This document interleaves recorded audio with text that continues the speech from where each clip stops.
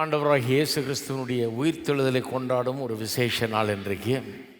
இந்த விசேஷ நாளில் இங்கே ஏன் கூடி வந்திருக்கிறோம்? பேசாமல் கொண்டாடிட்டு விட்டுறலாமே, ஏன் போய் ஒரு நல்ல பாட்டி வச்சு சாப்பிட்டுட்டு கொண்டாடிட்டு பேசாமல் போயிட்டே இருக்கலாமே. ஏன் சபைக்கு வர்றோம்?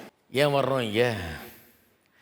ஏன்னு சொன்னால் வெறும் இது வெத்த கொண்டாடக்கூடாது, இதை அர்த்தமுள்ள விதத்தில் கொண்டாட வேண்டும்.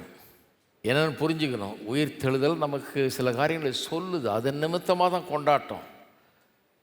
அந்த அர்த்தத்தை விட்டுட்டு வெறும் கொண்டாட்டத்தை பண்ணால் அர்த்தம் இல்லாமல் ஆகிடும். அது வெறும் கொண்டாட்டம் இல்லை, ஏதோ சில காரியங்களை இந்த உயிர்த்தெழுதல் நமக்கு சொல்லுகிறது. அதுதான் நம்ம இதை கொண்டாட வைக்கிறது. இந்த உயிர்த்தெழுதல் நமக்கு என்ன சொல்லுகிறது என்பதை தான் இன்றைக்கு பார்க்க போகிறோம். மத்தேயு, மார்க்கு, லூக்கா என்ற 4 சுவிசேஷங்கள் இருக்குது. 4 சுவிசேஷங்களிலும் உயிர்த்தெழுதலை குறித்து 4 சுவிசேஷர்களும் சொல்லுகிறார்கள் நமக்கு விவரமாக. அது இல்லாமல் 1 கொரிந்தியர் 15ஆம் அதிகாரத்தில் அப்போஸ்தலனாகிய பவுலும் அதை குறித்து ஒரு நீண்ட பகுதியை எழுதுகிறார். இந்த மத்தேயு, மார்க்கு, லூக்கா, யோவான் என்கிற 4 சுவிசேஷத்தில் 4 பேரும் இந்த உயிர்த்தெழுதல் சம்பவத்தை அந்த நாளில் என்ன நடந்ததுன்னு சொன்னாலும், லூக்கா எழுதின சுவிசேஷம் கொஞ்சம் விசேஷம். ஏனென்று சொன்னால் அங்கே விவரங்கள் இன்னும் முழுமையாக கொடுக்கப்பட்டிருக்கிறது. ஆகவே அந்த லூக்கா எழுதின சுவிசேஷத்திலிருந்து ஒரு பகுதியை நான் வாசிக்க விரும்புகிறேன். வாசித்து அதிலிருந்து நமக்கு உயிர்த்தெழுதல் என்ன சொல்லுகிறது, என்ன போதிக்கிறது என்பதை பார்க்குறேன். ஏன்னா இதெல்லாம் ஏன் எழுதுகிறாங்க, இவ்வளோ விவரங்களை ஏன் தர்றாங்க? எப்படி வந்தார், காட்சி அளித்தார், அங்கே என்ன நடந்தது, இதெல்லாம் ஏன் எழுதுகிறாங்க? விவரமாக ஏன் எழுதுகிறாங்கன்னா அதில் ஒரு செய்தி இருக்கிறது. இந்த உயிர்த்தெழுதலை குறித்த ஒரு சத்தியம். அந்த உயிர்த்தெழுதல் இன்றைக்கு கிறிஸ்தவர்களாகிய நமக்கு என்னத்தை சொல்லுகிறது என்னது புரிஞ்சுக்கொள்ளணும். அந்த மூலமாக ஒரு பெரிய ஆறுதல், சமாதானம், அதன் மூலமாக பெரிய எதிர்காலத்தை குறித்த நம்பிக்கை, இதெல்லாம் வர வேண்டும். அதற்காக தான் அந்த விவரங்களை எல்லாம் தர்றாங்க. ஆகவே லூக்கா 24ஆம் அதிகாரம் 36வது வசனத்திலிருந்து 49ஆம் வசனம் வரை வாசிக்கிறேன், கேட்போம். இவைகளை குறித்து அவர்கள் பேசி கொண்டிருக்கையில் இயேசுதாமே அவர்கள் நடுவில் நின்று, உங்களுக்கு சமாதானம் என்றார். அவர்கள் கலங்கி பயந்து ஒரு ஆவியை காணுகிறதாக நினைத்தார்கள். அவர் அவர்களை நோக்கி, நீங்கள் ஏன் கலங்குகிறீர்கள்? உங்கள் இருதயங்களில் சந்தேகம் எழும்புகிறது என்ன? நான் தான் என்று அறியும்படி என் கைகளையும் என் கால்களையும் பாருங்கள், என்னை தொட்டு பாருங்கள். நீங்கள் காண்கிறபடி எனக்கு மாம்சம் எலும்புகளும் உண்டாயிருக்கிறது போல ஒரு ஆவிக்கு இராதே என்று சொல்லி தம்முடைய கைகளையும் கால்களையும் அவர்களுக்கு காண்பித்தார். ஆனாலும் சந்தோஷத்தினால் அவர்கள் இன்னும் விசுவாசியாமல் ஆச்சரியப்படுகையில், புசிக்கிறதுக்கு ஏதாகிலும் இங்கே உண்டோ என்று அவர்களிடத்தில் கேட்டார். அப்பொழுது பொரித்த மீன் கண்டத்தையும் தேன்கூட்டு துணிக்கையையும் அவர்களுக்கு கொடுத்தார்கள். அவைகளை அவர் வாங்கி அவர்கள் முன்பாக புசித்து அவர்களை நோக்கி, மோசே நியாய பிரமாணத்திலும் தீர்க்கதரிசிகளின் ஆகமங்களிலும் சங்கீதங்களிலும் என்னை குறித்து எழுதுகிறவர்கள் எல்லாம் நிறைவேற வேண்டியதென்று நான் உங்களோடு இருந்தபோது உங்களுக்கு சொல்லி கொண்டு வந்த விசேஷங்கள் இவைகளே என்றார். அப்பொழுது வேத வாக்கியங்களை அறிந்து கொள்ளும்படி அவருடைய மனதை அவர் திறந்து அவர்களை நோக்கி, எழுதியிருக்கிறபடி கிறிஸ்து பாடுபடவும் 3ஆம் நாளில் மரித்தோர்ந்து எழுந்திருக்கவும் வேண்டியதாக இருந்தது. அன்றியும் மனந்திரும்புதலும் பாவ மன்னிப்பும் எருசலேம் தொடங்கி சகல தேசத்தாருக்கும் அவருடைய நாமத்தினாலே பிரசங்கிக்கப்படவும் வேண்டியது. நீங்கள் இவைகளுக்கு சாட்சியாயிருக்கிறீர்கள். என் பிதா வாக்குத்தத்தம் பண்ணதை இதோ நான் உங்களுக்கு அனுப்புகிறேன். நீங்களோ உன்னதத்திலிருந்து வரும் பலனால் தரிப்பிக்கப்படும் வரைக்கும் எருசலேம் நகரத்தில் இருங்கள் என்றார். எப்படிப்பட்ட விவரங்கள் இங்கே சொல்லியிருக்குதுன்னு கவனிங்க. சீஷர்லாம் கூடியிருக்கிறாங்க. கூடியிருக்கிற இடத்துல காட்சி அளிக்கிறார். உங்களுக்கு சமாதானம் என்று சொல்லுகிறார்கள். ஆனால் அவங்க கலங்கி பயந்து ஒரு ஆவியை காண்றதா நினச்சி, அவங்களால நம்ப முடியல, உயிரோடு இருந்துட்டார் அப்படின்னு ஒரு ஆவியை காண்றதா நினச்சி பயந்து போய் கலங்குகிறார்கள். பிறகு அவர்களுக்கு சொல்கிறார், ஏன் கலங்குறீங்க, ஏன் பயப்படுறீங்க, சந்தேகம் ஏன் அப்படின்னு சொல்லிவிட்டு, என் கை காலெல்லாம் பாருங்கள், ஒரு ஆவிக்கு மாம்சம் எலும்பு இருக்காது அப்படின்னு சொல்லி தான் வந்திருக்கிறேன் என்பதை நிரூபித்து காட்டுகிறார் அவர்களுக்கு. அந்த விவரங்கள்லாம் சொல்லப்பட்டிருக்குது. அப்போ ஏதோ ஒரு காரணத்துக்காக இந்த எழுதுகிற ஒரு சுவிசேஷத்தை எழுதுகிறவர் இதெல்லாம் சொல்கிறார். ஏன்னா இதுலேருந்து சில உண்மைகளை நாம் புரிந்து கொள்ள வேண்டும். வெறும் உயிர்த்தெழுதல் நிச்சயமாக நடந்ததுன்றது மட்டும் இல்லை, அதற்கும் மேலாக சில காரியங்களை புரிந்து கொள்ள வேணும்னு சொல்லி தான் அதோடு நிறுத்தாமல் இன்னும் போகிறாரு. அதுக்கு அடுத்தபடியாக என்ன சொல்கிறாரு, வாங்கி சாப்பிட்றாரு, மீன் துண்டெல்லாம் வாங்கி சாப்பிட்றாரு, நிரூபித்து காமிக்கிறார், நானே தான், தொட்டு பாருங்கன்றார், சாப்பிட்டு கூட காமிக்கிறேன் நான் அப்படிங்கிறாரு. அதன் பிறகு வேத வசனத்திலிருந்து சில காரியங்களை அவர்களுக்கு சுட்டி காண்பிக்கிறார், தெளிவுபடுத்துகிறார். அதையும் இங்கே சொல்லி இருக்குது. இதெல்லாம் நமக்கு சில காரியங்களை சொல்கிறதுக்காக சொல்கிறாரு. இதெல்லாம் மோசே நாகமத்திலிருந்து, சங்கீதங்கள்லேருந்து, தீர்க்க தரிசன புஸ்தகங்கள்லேருந்து இவரை குறித்து சொல்லப்பட்ட காரியங்கள்லாம் இப்போ நிறைவேறிக்கிறது சுட்டி காண்பித்து அவர்களுக்கு தெளிவுபடுத்துகிறார். இதெல்லாம் இங்கே ஏன் லூக்கா சொல்கிறாருன்னா, இதிலிருந்து நாம் சில காரியங்களை தெரிஞ்சுக்க வேணும். அதெல்லாம் சொல்லி முடிச்சுட்டு பிறகு இப்படி கிறிஸ்து பாடுபட்டு 3ஆம் நாள் மருத்துவர்லேருந்து எழுந்திருக்கும் வேண்டியதாக இருந்ததுன்னு சொல்லிட்டு இதை பிரசங்கிக்க நீங்கள் தான் சாட்சிகள், நீங்கள் தான் கண்ணார கண்ட சாட்சிகள், நீங்கள் போய் இதை உலகம் முழுக்க பிரசங்கிக்க வேண்டும். அவருடைய நாமத்திலே நீங்கள் எல்லாருக்கும் பாவம் மன்னிப்பை, மனம் திரும்புதலை பிரசங்கிக்க வேணும் அப்படின்னு சொல்கிறார். இவ்வளோ விவரங்கள். ஏன் இவ்வளோ விவரங்கள்னால் சில காரியங்களை இது நமக்கு சுட்டி காண்பிக்கிறது. அதை 3 காரியங்களாக இன்றைக்கு எடுத்து சொல்ல விரும்புகிறேன். ஒன்று, என்ன சொல்ல வர்றாரு, இந்த முதல் 36லேருந்து 43 வசனம் வரைக்கும் பார்த்தீங்கன்னா, அதாவது நின்று அவங்க பயந்து கலங்கி, என் கையை பாருங்கள், காலை பாருங்கள், ஏதாவது சாப்பிட இருந்தால் கொடுங்க, நான் சாப்பிட்டு கூட காமிக்கிறேன், நான் ஆவி இல்லை, பூதம் இல்லை அப்படிலாம் சொல்கிறார் இல்லையா. அந்த பகுதி, முதல் பகுதி 36லேருந்து 43 வரைக்கும் அது என்னத்தை காண்பிக்கிறது? இந்த உயிர்த்தெழுதல் என்கிறது முற்றிலும் வழக்கத்துக்கு மாறான, எடுத்துக்காட்டான, ஒப்பற்ற, நிகரற்ற ஒரு சரித்திர சம்பவம். இந்த சம்பவத்தின் மூலம் மனிதர்கள் பொதுவாக வாழ்க்கையை குறித்து உண்மை என்று நம்பிக்கொண்டிருக்கிற சில காரியங்களை, இந்த உயிர்த்தெழுதலை குறித்த உண்மை, இவர் உயிர்த்தெழுந்தார் என்கிற உண்மை தகர்த்து எரிகிறது, ஒன்றுமில்லாமல் ஆக்குகிறது. சில காரியங்களை நாம் நம்பிக்கிட்டு இருக்கிறோம், இதுதான் வாழ்க்கைனா இதுதான் அப்படின்னு நினச்சிக்கிட்டு இருக்கிறோம். அதையெல்லாம் இவர் உயிரோடு எழுந்தார், அவர் தான் எழுந்திருக்கிறார், அவரே தான் இது அப்படிங்கிற அந்த உண்மை நாம் பொதுவாக உண்மைன்னு நம்பிக்கிட்டு இருக்கிற சில காரியங்களை ஒன்றில் இல்லாமல் ஆக்குறத காமிக்கிறேன் இன்றைக்கி. முதலாவது அதுக்கு முன்னால் எதை கவனிப்போம். சிலர் சொல்கிறாங்க, இப்படிப்பட்ட ஒரு பகுதியை வாசிக்கும்போது, இயேசு உயிர்த்தெழுந்தார் என்று எழுதியிருக்கிறத வாசிக்கும்போது சிலர் சொல்கிறாங்க, ஐயோ இதெல்லாம் லிட்ரலாக நினச்சி நீங்கள் வாசிக்கக்கூடாதுங்க, அப்படியே உயிர்த்தெழுந்துட்டாருன்னு நினச்சி வாசிக்கக்கூடாது, அதுக்காக அதை எழுதலை, ஒரு கதை மாதிரி எழுதியிருக்காங்க, ஒரு சீன் மாதிரி எழுதியிருக்காங்க. ஒரு ட்ராமாவுக்கு எப்படி சீன் எழுதுவோம், சில உண்மைகளை சொல்கிறதுக்கு, சில சத்தியங்களை சொல்கிறதுக்கு, அல்லது சில கோட்பாடுகளை பிரச்சாரம் பண்ணுறதுக்கு, பிரச்சார நாடகங்கள்லாம் அந்த காலத்தில் போடுவாங்க இல்லையா, அந்த மாதிரி ஒரு சீன் மாதிரி க்ரியேட் பண்ணி எழுதியிருக்கிறாங்க.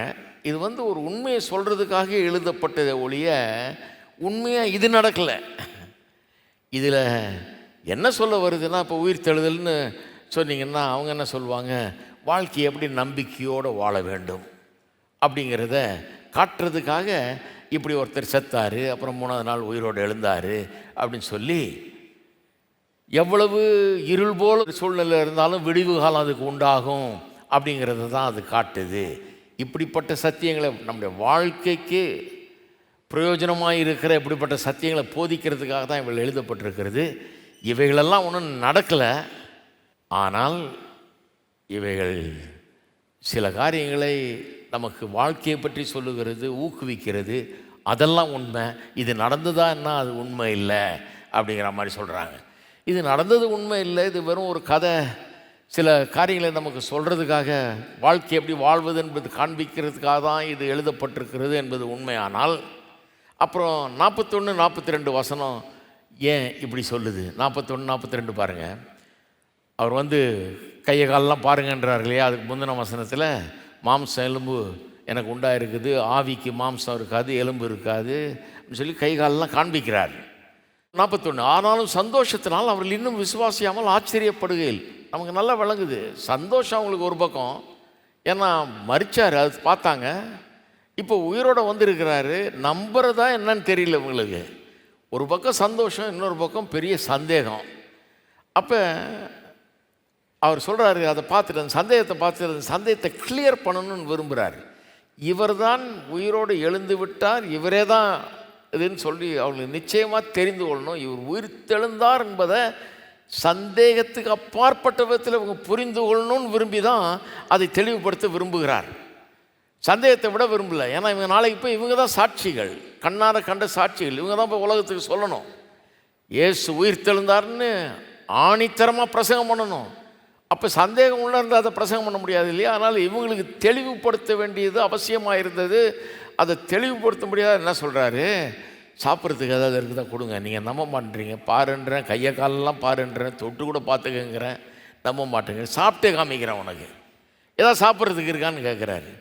அவங்க பொரித்த மீன் கண்டத்தையும் தேன் கூட்டு துணிக்கைகளையும் தர்றாங்க. அவர்களுக்கு எதிராக அவர் அதை வாங்கி புசிக்கிறார். அப்போ இது நடக்கவே இல்லை. இது எதையோ ஒன்று போதிக்கிறதுக்காக இது ஒரு கதை வடிவத்தில் எழுதப்பட்டிருக்கிறது. இது போதிக்கிற காரியம் உண்மை, ஆனால் இது சொல்கிறபடி அப்படி ஒன்றும் நடக்கலை அப்படின்னு சொல்ல முடியுமா இதை? அப்போ இது என்னத்தை போதிக்குது?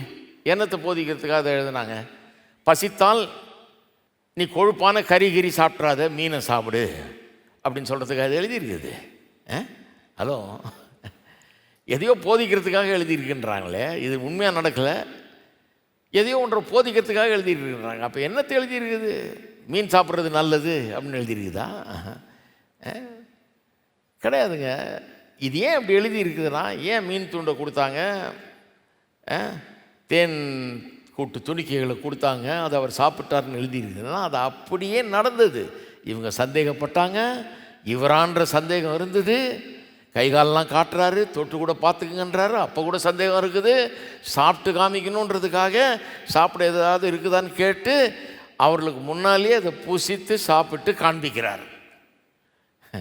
ஆக்சுவலாக நடந்த ஒரு காரியம் இது. அதனால தான் அப்படி எழுதப்பட்டிருக்குது. இது வேற ஒன்று போதிக்கிறதுக்காக இல்லை, இது அப்படியே நடந்தது. அவர் தான் உயிரோடு எழுந்திருக்கிறார், அவரே தான் வந்திருக்கிறார்ன்றதை காட்ட விரும்புகிறார். ஆகவே சிலர் சொல்கிற மாதிரி இதெல்லாம் ஒரு அலிகோரிக்கல் இதாக எடுத்துக்கக்கூடாது. அதாவது ஒரு உண்மையை சொல்லப்பட்ட கதைகள், வரையப்பட்ட கதைகள் அப்படின்னு எடுத்துக்கொள்ள முடியாது. பெரிய பெரிய சரித்திர வல்லுநர்கள் பலரும் சரித்திரத்தை ஆராய்ந்து படிக்கிறவர்கள். சரித்திரம் படிக்கும்போது அது உண்மையான்னு நமக்கு எப்படி தெரியும்? அது உண்மையான்னு காட்டுகிறதுக்கு சில அடையாளங்கள் இருக்குதுன்றாங்க. There are certain signs in the historic literature. சரித்திரம் எழுதும்போது எழுதப்பட்ட காரியத்தில் சில அடையாளங்களை காணலாம். அது உண்மையா அல்லது கட்டப்பட்டதா அப்படின்றது. உதாரணத்துக்கு பாருங்கள், அந்த கானா ஒரு கல்யாணத்துக்கு இயேசு போய் அங்கே தண்ணீரை திராட்சரசமாக மாற்றினார். எழுதும்போது வெறும் தண்ணீரை திராட்சரசமாக மாற்றினார் அப்படின்னு சொல்லிட்டு எதுக்கு அதை சொல்லணும்னா, இல்லை தண்ணீரெலாம் திராட்சரசமாக மாற்றலை, அவர் அங்கே மாற்றினார்னு ஏன் அப்படி எழுதியிருக்குதுன்னா, ருசி இல்லாத, நிறம் இல்லாத, மனம் இல்லாத தண்ணீரை மாதிரி இருக்கிற உன் வாழ்க்கையை எடுத்து அற்புதமான திராட்சரசம் போல் ருசி உள்ளதாக, மனம் உள்ளதாக, கலர் உள்ளதாக அப்படி மாற்றி தருவார். அதை சொல்கிறதுக்கு தான் இந்த தண்ணீர் திராட்சரசமான கதை அப்படின்னு சொல்லுவாங்க சிலர். அது அப்படியே சொல்லியிருக்குது. ஏதோ ஒன்று சொல்கிறதுக்காக ஒரு கதை சொல்லியிருக்காங்களா, இல்லை உண்மையாக தண்ணீரை திராட்சரசமாக மாற்றினாரா? எப்படி தெரியும்?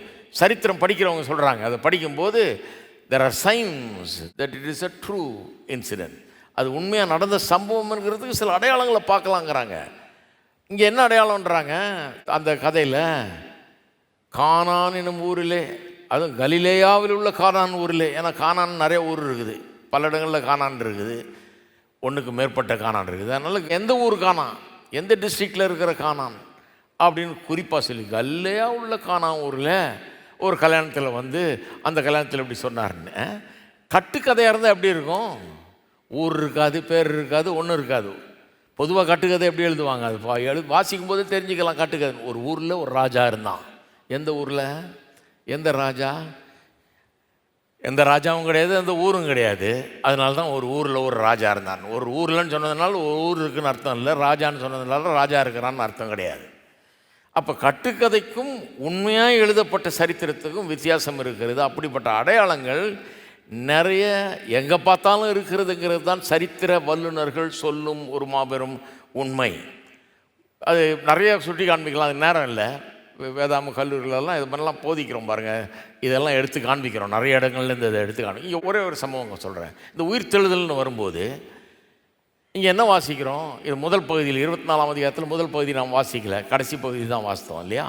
இந்த முதல் பகுதியில் பார்த்தீங்கன்னா பெண்கள் தான் போய் அந்த கல்லறையை பார்க்குறாங்க, அந்த கல்லறை காலியாக இருந்ததுன்னு. 4 சுவிசேஷங்களிலும் முதலாக காலியாக இருந்த கல்லறையை பார்த்தவர்கள், கல்லறை காலியாக இருக்குதுன்னு பார்த்துட்டு வந்து சொன்னவங்க பெண்கள் தான் என்கிறத 4 சுவிசேஷங்களும் அறிவிக்கிறது. கட்டுக்கதை எழுதினாங்க, உயிர்த்தெழுதலை பற்றி கதை கட்டி விட்டாங்க, இயேசுவை ஆண்டவர் ஆக்கிட்டாங்க இவங்க. இயேசு வந்து ஒரு சாதாரண மனுஷன்தான், அவர் உயிரோட எழும்பவும் இல்லை, ஒன்றும் இல்லை. சமீபத்தில் கூட எங்கேயோ ஒரு ஆர்டிக்கல் வந்து தான் பாருங்கள், இயேசுனுடைய அந்த செத்த போன்ஸை கண்டுபிடிச்சிட்டாங்கன்னு. போன்ஸை இந்த மாதிரி ஒரு சென்சேஷனல் க்ரியேட் பண்ணுறது. கண்டுபிடிச்சிட்டோமாக்கோ நாங்கள், அவர் வந்து உயிரோட எழும்பலை ஆகும் அப்படின்னு. அப்போ கட்டுக்கதையை எழுதுகிறாங்கன்னு சொல்கிறவங்க, கட்டுக்கதை எழுதுகிறவங்க எப்படி எழுதுவாங்க? அந்த காலத்தில் பெண்களுக்கு ஒரு பெரிய மரியாதையே கிடையாதான் பாருங்கள். அந்த சமுதாயத்தில் அன்றைய காலத்தில் பெண்களுக்கு எந்த பெரிய மரியாதையும் கிடையாது. இன்னும் கேட்டால் அவர்கள் தாழ்வாக எண்ணப்பட்டார்கள், ஸ்டேட்டஸ் ரொம்ப கம்மி அவர்களுக்கு. அவர்களுடைய சாட்சி கோர்ட்டில் கூட எடுத்துக்கொள்ளப்பட மாட்டாது. ஏன்னா கோர்ட்டில் என்ன சொல்கிறாங்க, பெண்கள் சாட்சியெல்லாம் நாங்கள் எடுத்துக்க மாட்டோம், ஏன்னா பெண்கள் உணர்ச்சி வசப்பட்டு எதையாவது சொல்லுவாங்க, அவங்க சொல்கிறத உண்மைன்னு எடுத்துக்கொள்ள முடியாதுன்னு. அப்படி இன்றைக்கி அதெல்லாம் எடுத்துக்க மாட்டாங்க. பட் அந்த காலத்தில் அப்படி ஒரு எண்ணம், பெண்கள் சாட்சியை ஏற்றுக்கொள்ள மாட்டோம் கோர்ட்டில் அப்படின்னு. அந்த அளவுக்கு இருந்தது பெண்களுக்கு மரியாதை. அப்படிப்பட்ட ஒரு சமுதாயத்தில் லூக்கா எழுதுகிறார். அந்த சமுதாயத்தை சேர்ந்தவர்கள், அந்த ஏன்ஷியன்ட் பீப்புள், இந்த காலத்து ஜனங்க வாசிக்க வேணும்னு அன்றைக்கு எழுதினார்.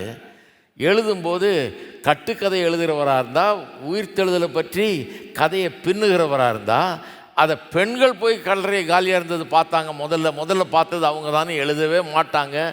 ஏன்னா அப்படி எழுதுனா எவனும் நம்பவும் மாட்டான், அதே அவங்களுக்கு காட்டிடும் இது பொய்ன்றது, கெடுத்து விட்டுரும் கதையே. ஆனால் அவர் எழுதியிருக்கிறாரு.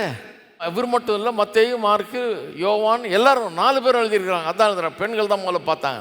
ஏன் எழுதியிருக்கிறாங்க? ஏன் 4 பேரும் அப்படி தான் எழுதியிருக்காங்கன்னா, அப்படித்தான் அது நடந்தது, அதுதான் உண்மை. பெண்கள் தான் முதல்ல போனாங்க, அவங்க தான் பார்த்தாங்க, காலியாக இருக்குன்னு வந்து அவங்க தான் வந்து சொன்னாங்க. சீஷர்களால் நம்பவே முடியல. சீஷர்களே சொல்கிறாங்க, இது பெண் சொல்கிறது தானே, இது எப்படி நம்புறது அப்படின்னு.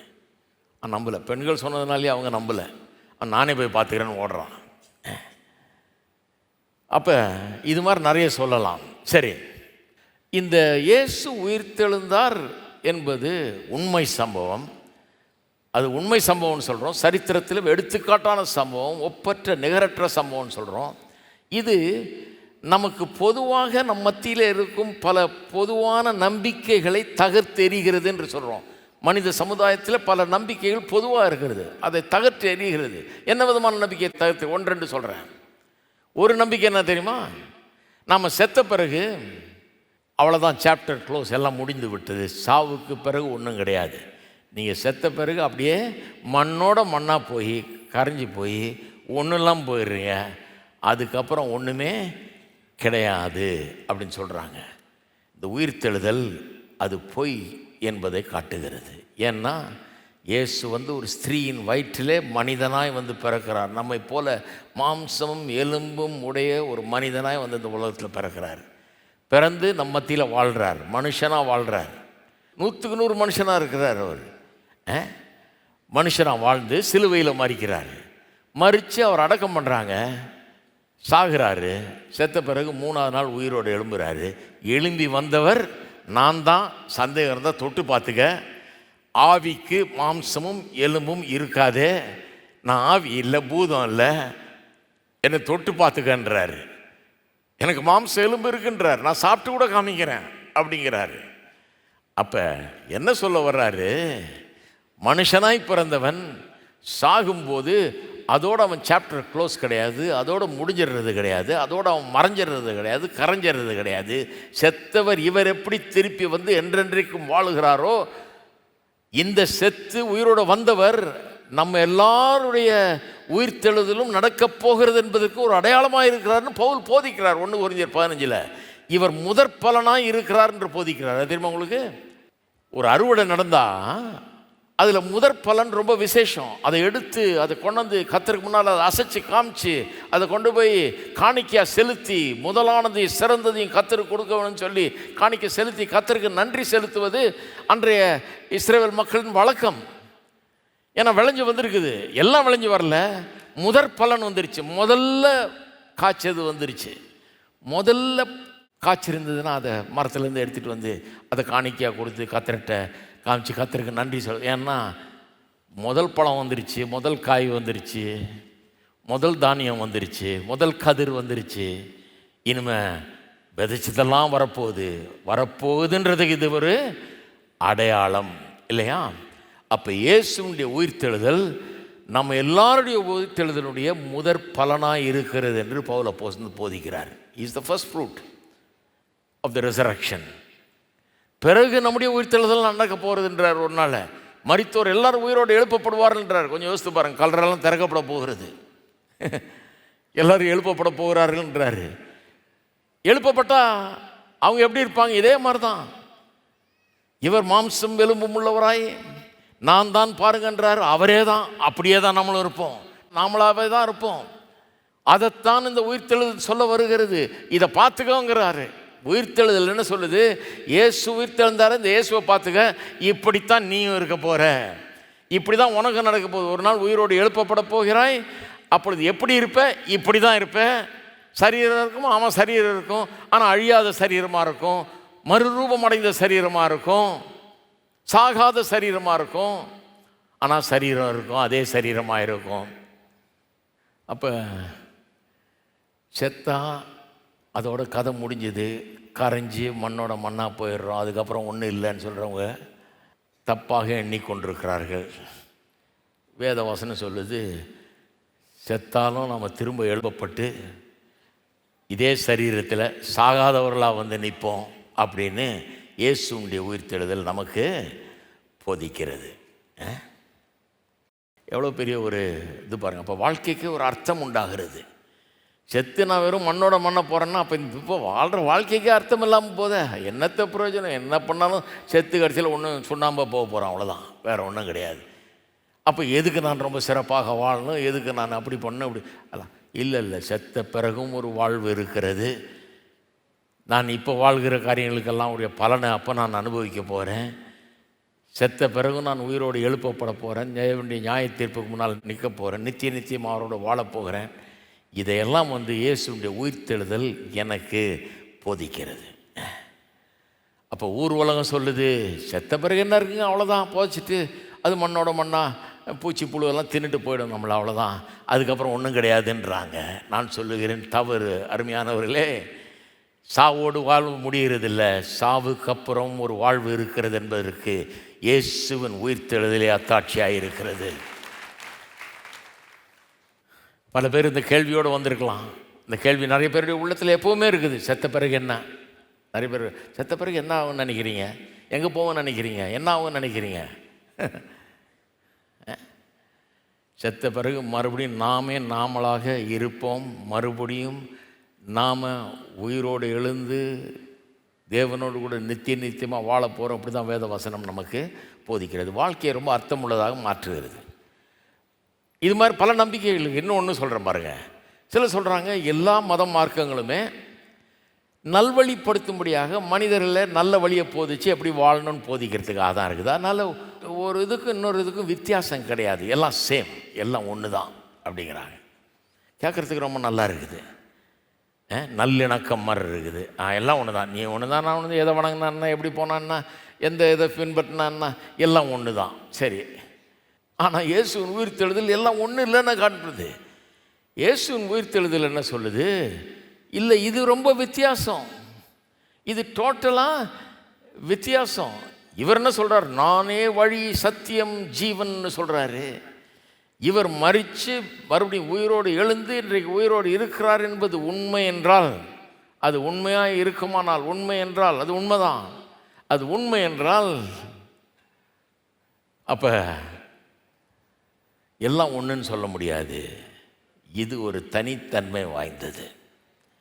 இதில் ஒரு உயிர்த்தெழுந்த ஆண்டவர், செத்து உயிரோடு திரும்ப வந்த ஆண்டவர், நமக்கும் அப்படிப்பட்ட ஒரு எதிர்காலத்தை போதிக்கிற ஒரு ஆண்டவர் அது உண்டு என்று நமக்கு காண்பிக்கிற ஒரு ஆண்டவர்.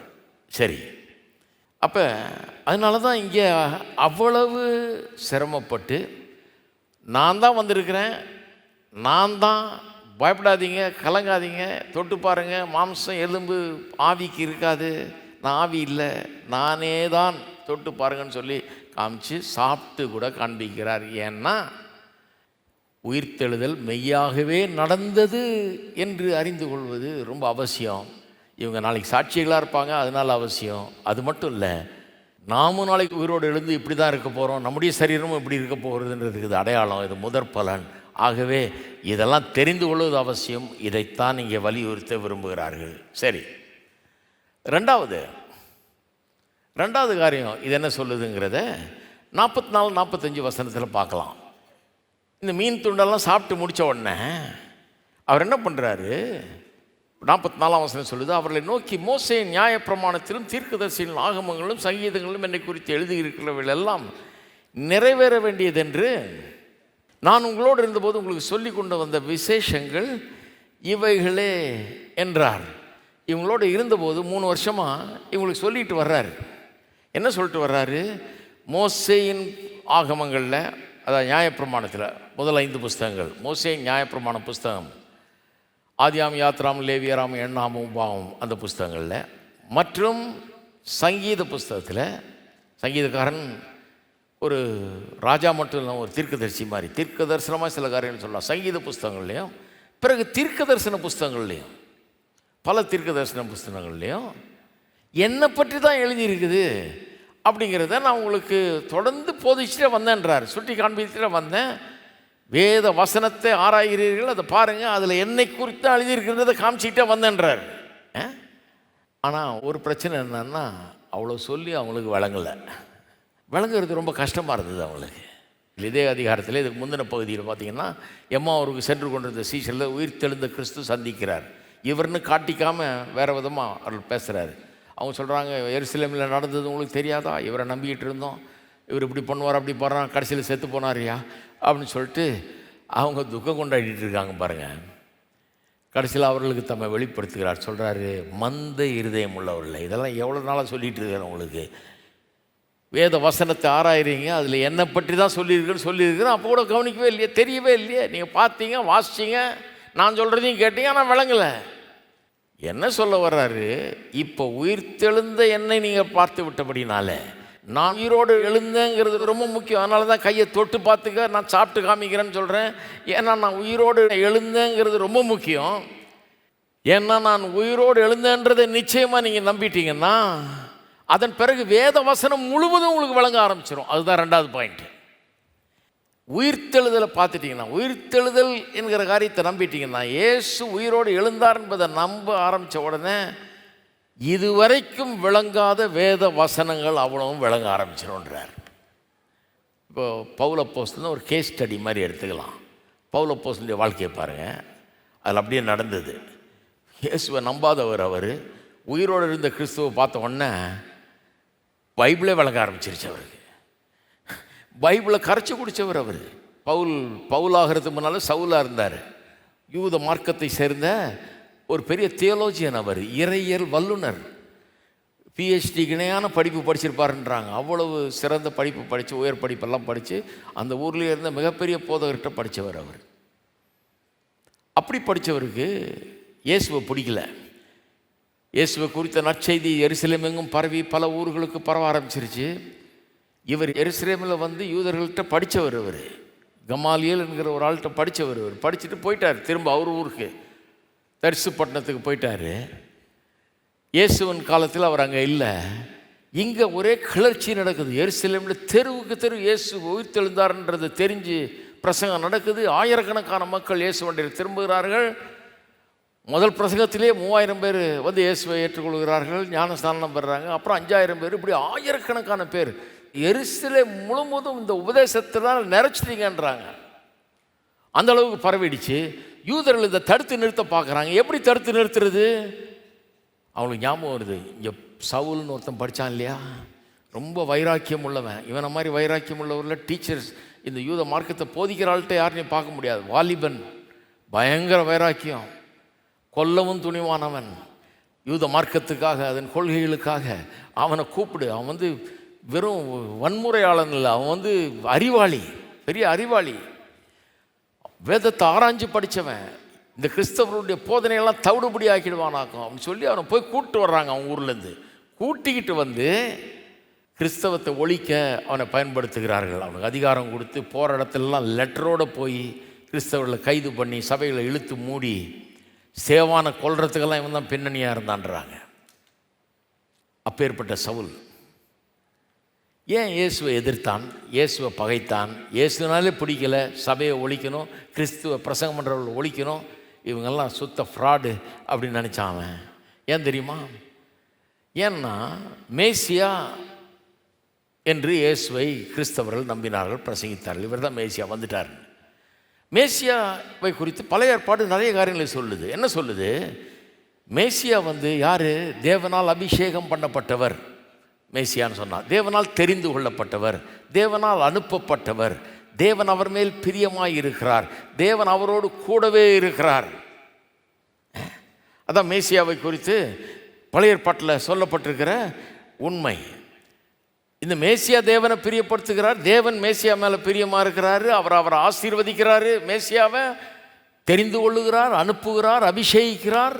மேசியான்னா தேவனுக்கு ரொம்ப பிரியமானவர், தேவனால் ஏற்றுக்கொள்ளப்பட்டவர், தேவனால் அனுப்பப்பட்டவர், அபிஷேகம் பண்ணப்பட்டவர், தேவனால் ஆசீர்வதிக்கப்பட்டவர் அப்படின்னு பழைய ஏற்பாடு போதிக்குது. ஆனால் இந்த கிறிஸ்தவர்கள் சொல்லுகிற இந்த மேசியா இயேசு என்பவர் பவுல் பார்க்குறாரு.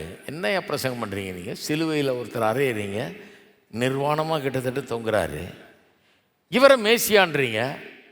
ரோமர்கள் மத்தியிலும் யூதர்கள் மத்தியிலும் சிலுவையில் கொல்லப்படுறதுன்றது அதை போல் ஒரு இழிவான காரியம் கிடையாது. ரோமர்கள் மத்தியில் அவங்க ரொம்ப நியாயம் பார்க்குறாளுங்க. அடிக்கிறது கூட தப்பு. ஒருத்தன் கைதியாக பிடிச்சா அவனை அடிக்கிறது கூட தப்பு. கோர்ட்டில் போய் ஆர்டர் வாங்கிட்டு வந்து தான் அவன் ரோம பிரஜையாக இருந்தான்னா கோர்ட் ஆர்டரை வச்சு கோர்ட்டில் எத்தனை அடி கொடுக்கணும்னு சொல்கிறாங்களோ அத்தனை அடி மட்டும் தான் கொடுக்கணும் அவனுக்கு. இப்படி சட்டம் இருந்தது. அவனை அடிக்கிறதே தப்பு, அதே இழிவான்னாங்க. அப்போ சிலுவையில் அறையிறது ரொம்ப தப்பு. ரொம்ப இழிவானவனை தேச துரோகம் பண்ணுறான் பாருங்க, ரொம்ப ஒஸ்ட்டு கிரிமினலாக இருக்கான் பாருங்க, அவனை தான் சிலுவையில் அறைவாங்க. சிலுவையில் அரைஞ்சாங்கனாலே இவனை மாதிரி கேவலமானவன் இந்த உலகத்தில் கிடையாதுன்னு அர்த்தம். அதுதான் ரோமர்கள். யூதர்கள் மத்தியில் அதே மாதிரி தான். யூதர்கள் மத்தியில் பழைய ஏற்பாட்டில் ஒரு வசனமே இருக்குது. உபாகம் 21 பார்த்தீங்கன்னா கடைசி 2 வசனத்தை பாருங்கள். இஸ்ரவேல் மக்கள் கானான் தேசத்துக்குள்ளே பிரவேசிக்கும் முன்னால் மோசே சொல்கிறாரு அவங்களுக்கு அந்த தேசத்தில் எப்படி வாழ வேணும்னு சொல்கிறாரு, வழிமுறைகளை சொல்லித்தர்றாரு.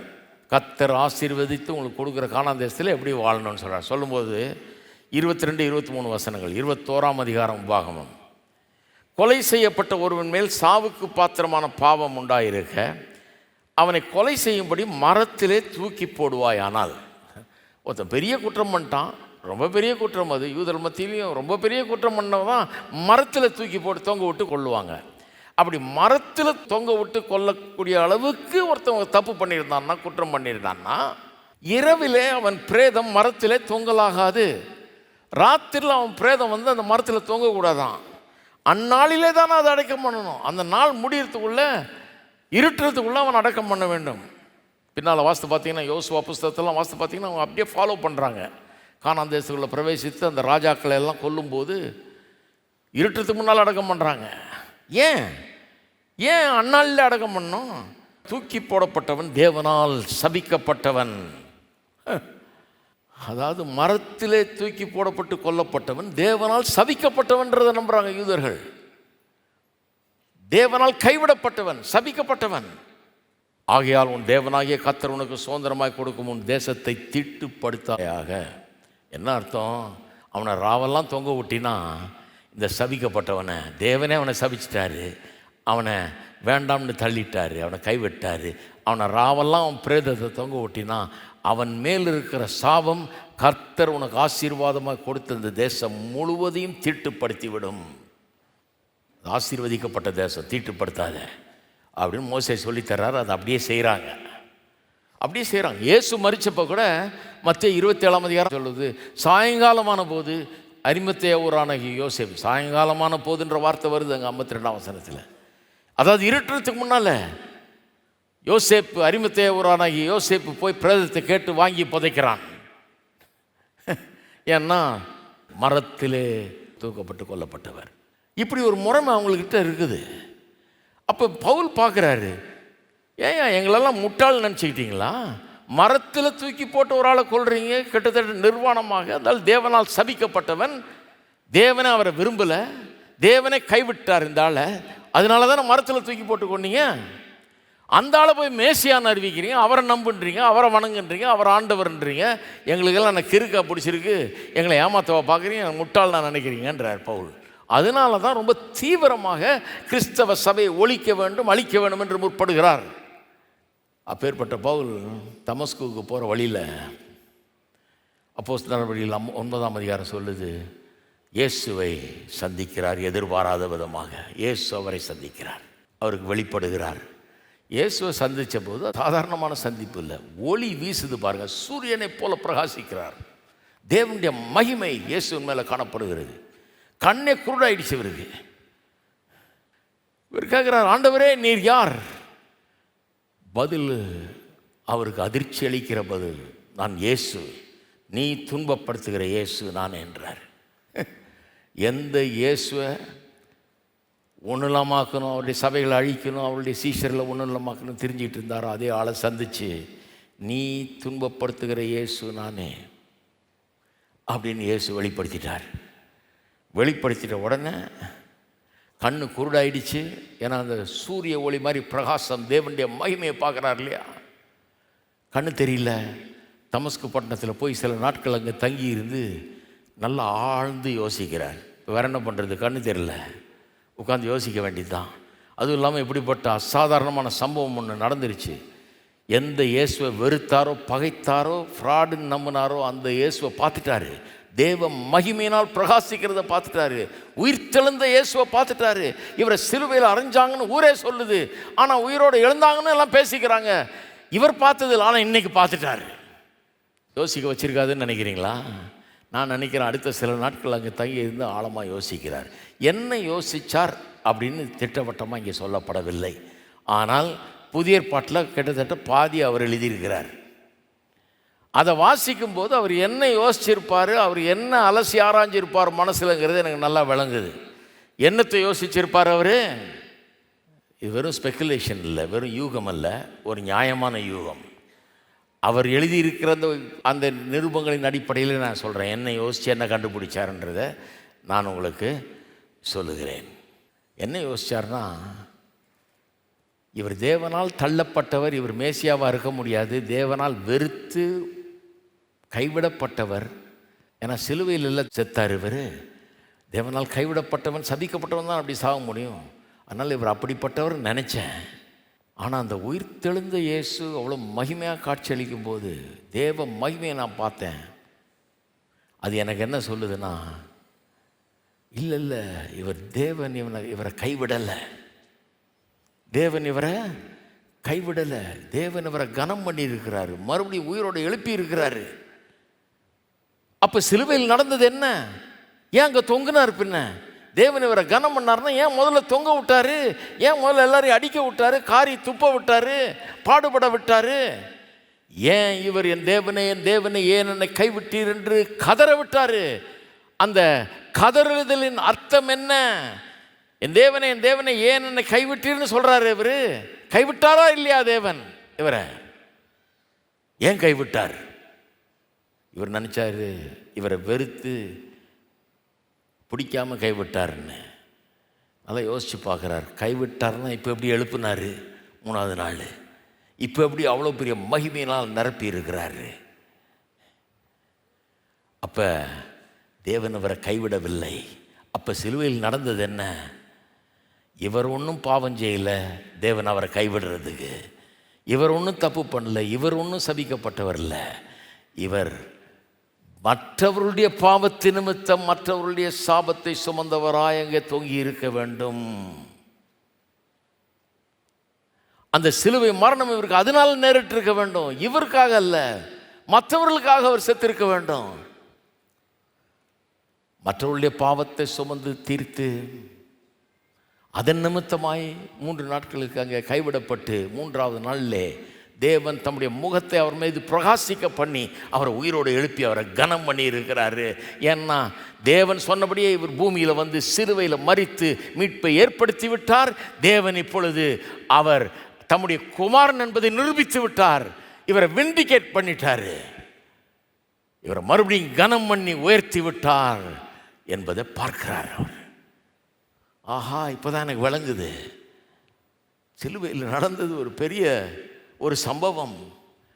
இன்னொருத்தருடைய பாவத்தை சுமந்து அதுக்கு சாபமாகி செத்துருக்கிறார் இவர். தேவனே அதை பண்ணியிருக்கார். மற்றவங்க சாபத்தை எல்லாம் தூக்கி பாவத்தை எல்லாம் தூக்கி இவர் மீது வைத்து இவரை பலியாக்கி, இந்த அன்பின் தேவன் நம்மளை மன்னிக்கும்படியாக இவரை பலியாக்கி இவரும் அதுக்கு ஒப்பு கொண்டு தன்னைத்தானே மரண பரியந்தம் தாழ்த்தி ஒப்பு கொடுத்து மரிக்கிறாரு. அப்படி மரிச்சதுனால இவரை உயிரோடு எழுப்பி இருக்காரு. எழுப்பினது மட்டுமல்ல, ஒப்பற்ற மகிமையினால் இவரை நிரப்பி இருக்கிறாரு. எபேசியர் 1ஆம் அதிகாரத்தில் எழுதுகிறார் அதை பற்றி. இவரை உயிரோடு எழுப்பி உன்னதங்களிலே துரைத்தனங்கள், அதிகாரங்கள், வல்லமைகள், கர்த்தத்துவங்கள் எல்லாவற்றுக்கும் மேலாக இவரை உயர்த்தி அங்கே உட்கார செய்திருக்கிறார். வானத்திலும் பூமியிலும் பூமி கீழான எல்லார் மேல அதிகாரம் இவருக்கு கொடுக்கப்பட்டிருக்கிறது. எல்லா நாமத்துக்கும் மேலான நாமம் இவருக்கு கொடுக்கப்பட்டிருக்கிறது. அந்த மகிமையை தான் இப்போ பார்த்தேன் நான். இவர் வந்து பாவத்தை சுமந்து சாபத்தை சுமந்து வேலையை வெற்றிகரமாக கீழ்ப்படிதலோடு தேவனுக்கு செஞ்சு முடிச்சதுனால இவரை கனம் பண்ணி மரியாதை பண்ணி இவரை ஆசீர்வதித்து உயர்த்தி எல்லாருக்கும் மேலாக உயர்த்தி எல்லா நாமத்துக்கு மேலான நாமத்தை கொடுத்துட்டார் ஆண்டவர். இவர் தான் இப்போ ஜொலித்து கொண்டு என் கண்களுக்கு முன்பாக நின்றவர் என்பதை காண ஆரம்பிக்கிறான். விளங்கிடுச்சு அவனுக்கு. ஐயோ, கைவிடப்பட்டவர் நினச்சிட்டேன் நான். இவரை ரொம்ப நேசிக்கிறார் ஆண்டவர். இவருக்கு ஆண்டவருக்கு மேலே ரொம்ப கீழ்ப்படிதல். ஆண்டவர் சொன்னதை அப்படியே செஞ்சிட்டார். கொஞ்சம் கூட தவறாமல் அப்படியே செஞ்சிட்டார். ரொம்ப கஷ்டமான வேலை, எல்லார் பாவத்தையும் சுமக்கிறது செஞ்சிட்டாரு. தேவனுக்கு கீழ்ப்படிஞ்சு தேவனால் அனுப்பப்பட்ட மேசியாவாகியவர் செய்து முடிச்சிட்டாரு. அதனால் இவர் எவருக்குமே இல்லாத கனத்தை பெற்றிருக்கிறார். மகிமையில் ஜொலிக்கிறார். இவர் உன்னதங்களிலே தேவனுடைய வலது பாரசத்தில் உட்கார வைக்கப்பட்டிருக்கிறார். மகிமை உள்ள கிறிஸ்துவாக என்பதை பார்த்து விட்டான். உயிர்த்தெழுதலை பார்த்த உடனே இதெல்லாம் விளங்குது. பழைய ஏற்பாட்டை கரைச்சி குடிச்சிருந்தாள் பக்கங்களை திருப்ப கூட வேண்டியதில்லை, மனப்பாடமாக தெரியும் அவருக்கு பழைய ஏற்பாடு. பழைய ஏற்பாட்டை போட்டு அலசுகிறார். கண்ணு தெரியல, ஆனால் பழைய ஏற்பாடு உள்ளே இருக்குது அவருக்கு. பழைய ஏற்பாடு நல்லா தெரியும். பழைய ஏற்பாட்டை போட்டு அலசுகிறார். நான் நினைக்கிறேன் ஏசாயா தீர்க்கதரிசன புத்தகத்தை எண்ணி பார்த்துருப்பார். ஏசாயா தீர்க்கதரிசன புத்தகம் 2 பகுதிகளாக இருக்கிறது. முதல் பகுதி ஒரு வல்லமை உள்ள அரசாட்சி செய்கிற ஒரு ராஜாவை போல மேசியாவை வர்ணிக்கிறது. அங்கே இருக்கிற மேசியா ரொம்ப வித்தியாசமானவர். வல்லமை உள்ள ஒரு ராஜாவை போல வர்ணிக்கிறது. ஏசாயாவின் 2வது பகுதி ஒரு சஃபரிங் சர்வன்ட், பாடுபடுகிற தேவ ஊழியனாக அந்த மேசியாவை வர்ணிக்கிறது. இவ்வளோ நாள் அவருக்கு புரியல, மேசியா எப்படி 2ஆவும் இருக்க முடியும். யூதர்கள் பொதுவாக என்ன நினச்சாங்க, மேசியா வந்து இஸ் எ பிரின்ஸ், அவர் வந்து ஒரு பெரிய ராஜா, ஆளுகிறவர், மகா வல்லமை உள்ளவர், எல்லா ராஜ்யங்களையும் தன்னுடைய கட்டுப்பாட்டு கீழே கொண்டாந்து எல்லாத்தையும் ஆளக்கூடியவராக இருப்பார் அப்படின்னு எண்ணுகிறார்கள். ஆனால் ஏசாயா தீர்க்க தரிசனம் 41ஆம் அதிகாரத்துக்கு மேலே பார்த்தீங்கன்னா ஒரு பாடுபடுகிற ஒரு மேசியாவாக அவரை வர்ணிக்கிறது. யூதர்களுக்கு இன்றைக்கும் அது பிரச்சனை. இப்படியும் இருக்கப்போ அப்படியும் இருப்பாரா, 2 விதமாகவும் இருப்பாரா? இந்த 2 கேரக்டரும் ஒரு ஆளுக்கு எப்படி பொருந்தும்? எந்த ஆளுக்கு அது பொருந்தும்? எந்த ஒரு ஆளை நம்ம சொல்ல முடியும்? அவர் ஆளுகிற ராஜாவாகவும் இருக்கிறாரு, ஒரு கீழ்ப்படிந்த பாடுபடுகிற தேவனுடைய தாசனாகவும் அவர் இருக்கிறாரு. எந்த ஆளை சொல்லலாம்? இதை பவுல் யோசிக்கிறாரு, அது இயேசு மாத்திரமே. அதனால தான் அவருக்கு இப்போ இவ்வளோ பெரிய கனம் மரியாதை கொடுக்கப்பட்டிருக்கிறது என்கிறதை எண்ணி பார்க்குறாரு. இவராக தான் இருக்கணும், அது வேற எவராக இருக்க முடியாது. அதனால தான் அந்த சிலுவை மரணம், அதனால தான் அவ்வளோ பாடுகள். இதனால நான் அவரை தப்பாக நினச்சிட்டேன், இதனால இவர் தேவனால் வெறுக்கப்பட்டவர் நினச்சிட்டேன். ஆனால் உயிர்த்தெழுதல் எனக்கு காண்பிச்சிருச்சு, இவர் தேவனால் கனம் பண்ணப்பட்டவர், ஆசீர்வதிக்கப்பட்டவர், உயர்த்தப்பட்ட உன்னதங்களில் உட்கார வைக்கப்பட்டிருக்கிறவர் என்று விளங்கிடுச்சு எனக்கு. அதை பற்றிலாம் ரொம்ப எழுதுகிறார் தன்னுடைய எபிசோட்ஸில், நிருபங்களில். அது மட்டும் இல்லை, அப்படியே பழைய ஏற்பாட்டில் ஏசாயாவை பார்த்துட்டு அப்படியே எரேமியா, எசேக்கியேல், மற்ற தீர்க்க தரிசனங்களெல்லாம் ஆராய்ஞ்சு பார்க்குறாரு. ஆராய்ஞ்சு பார்த்தா அதெல்லாம் இப்போ வித்தியாசமாக தெரியுது. ஏன்னா அங்கே புதிய உடன்படிக்கையை குறித்து வாசிக்கிறார். எரேமியா, எசேக்கியேலுக்கெல்லாம் போகிறதுக்கு முன்னாடி பழைய ஏற்பாட்டு காலத்தில் உள்ள அந்த சாக்ரிஃபிஷியல் சிஸ்டம், பலிகள், முறைமைகள், அவைகளெல்லாம் யோசித்து பார்க்குறாரு. அதிலெல்லாம் ஊறி போனவர் இவர். எல்லா பலிகளை பற்றி தெரியும். ஆனால் அதை அப்படியே அனுசரிச்சுட்டு வந்தாங்க, அர்த்தம் புரியாமல். இவர் நினச்சார், நம்ம பிஹெச்டி வரைக்கும் படிச்சிடணும், நமக்கு நல்லா அர்த்தம் புரியுமே, தெரியுமே, எல்லாம் எனக்கு என்ன பண்ணணும்னு தெரியுமே. பஸ்கானா அவ்வளோ கரெக்டாக ஒரு ஆட்டை பிடிச்சி அந்த ஆடு எப்படி இருக்கணும், எத்தனை நாள் வச்சுருக்கணும், கொல்றதுக்கு முன்னால் எப்படி அறுக்கணும், எப்படி ரத்தத்தை சிந்தணும், எப்படி கொண்டு போகணும், எல்லாம் தெரியும். அந்த சிஸ்டம், ரிச்சுவல் கரெக்டாக தெரியும் பாருங்கள் அவருக்கு.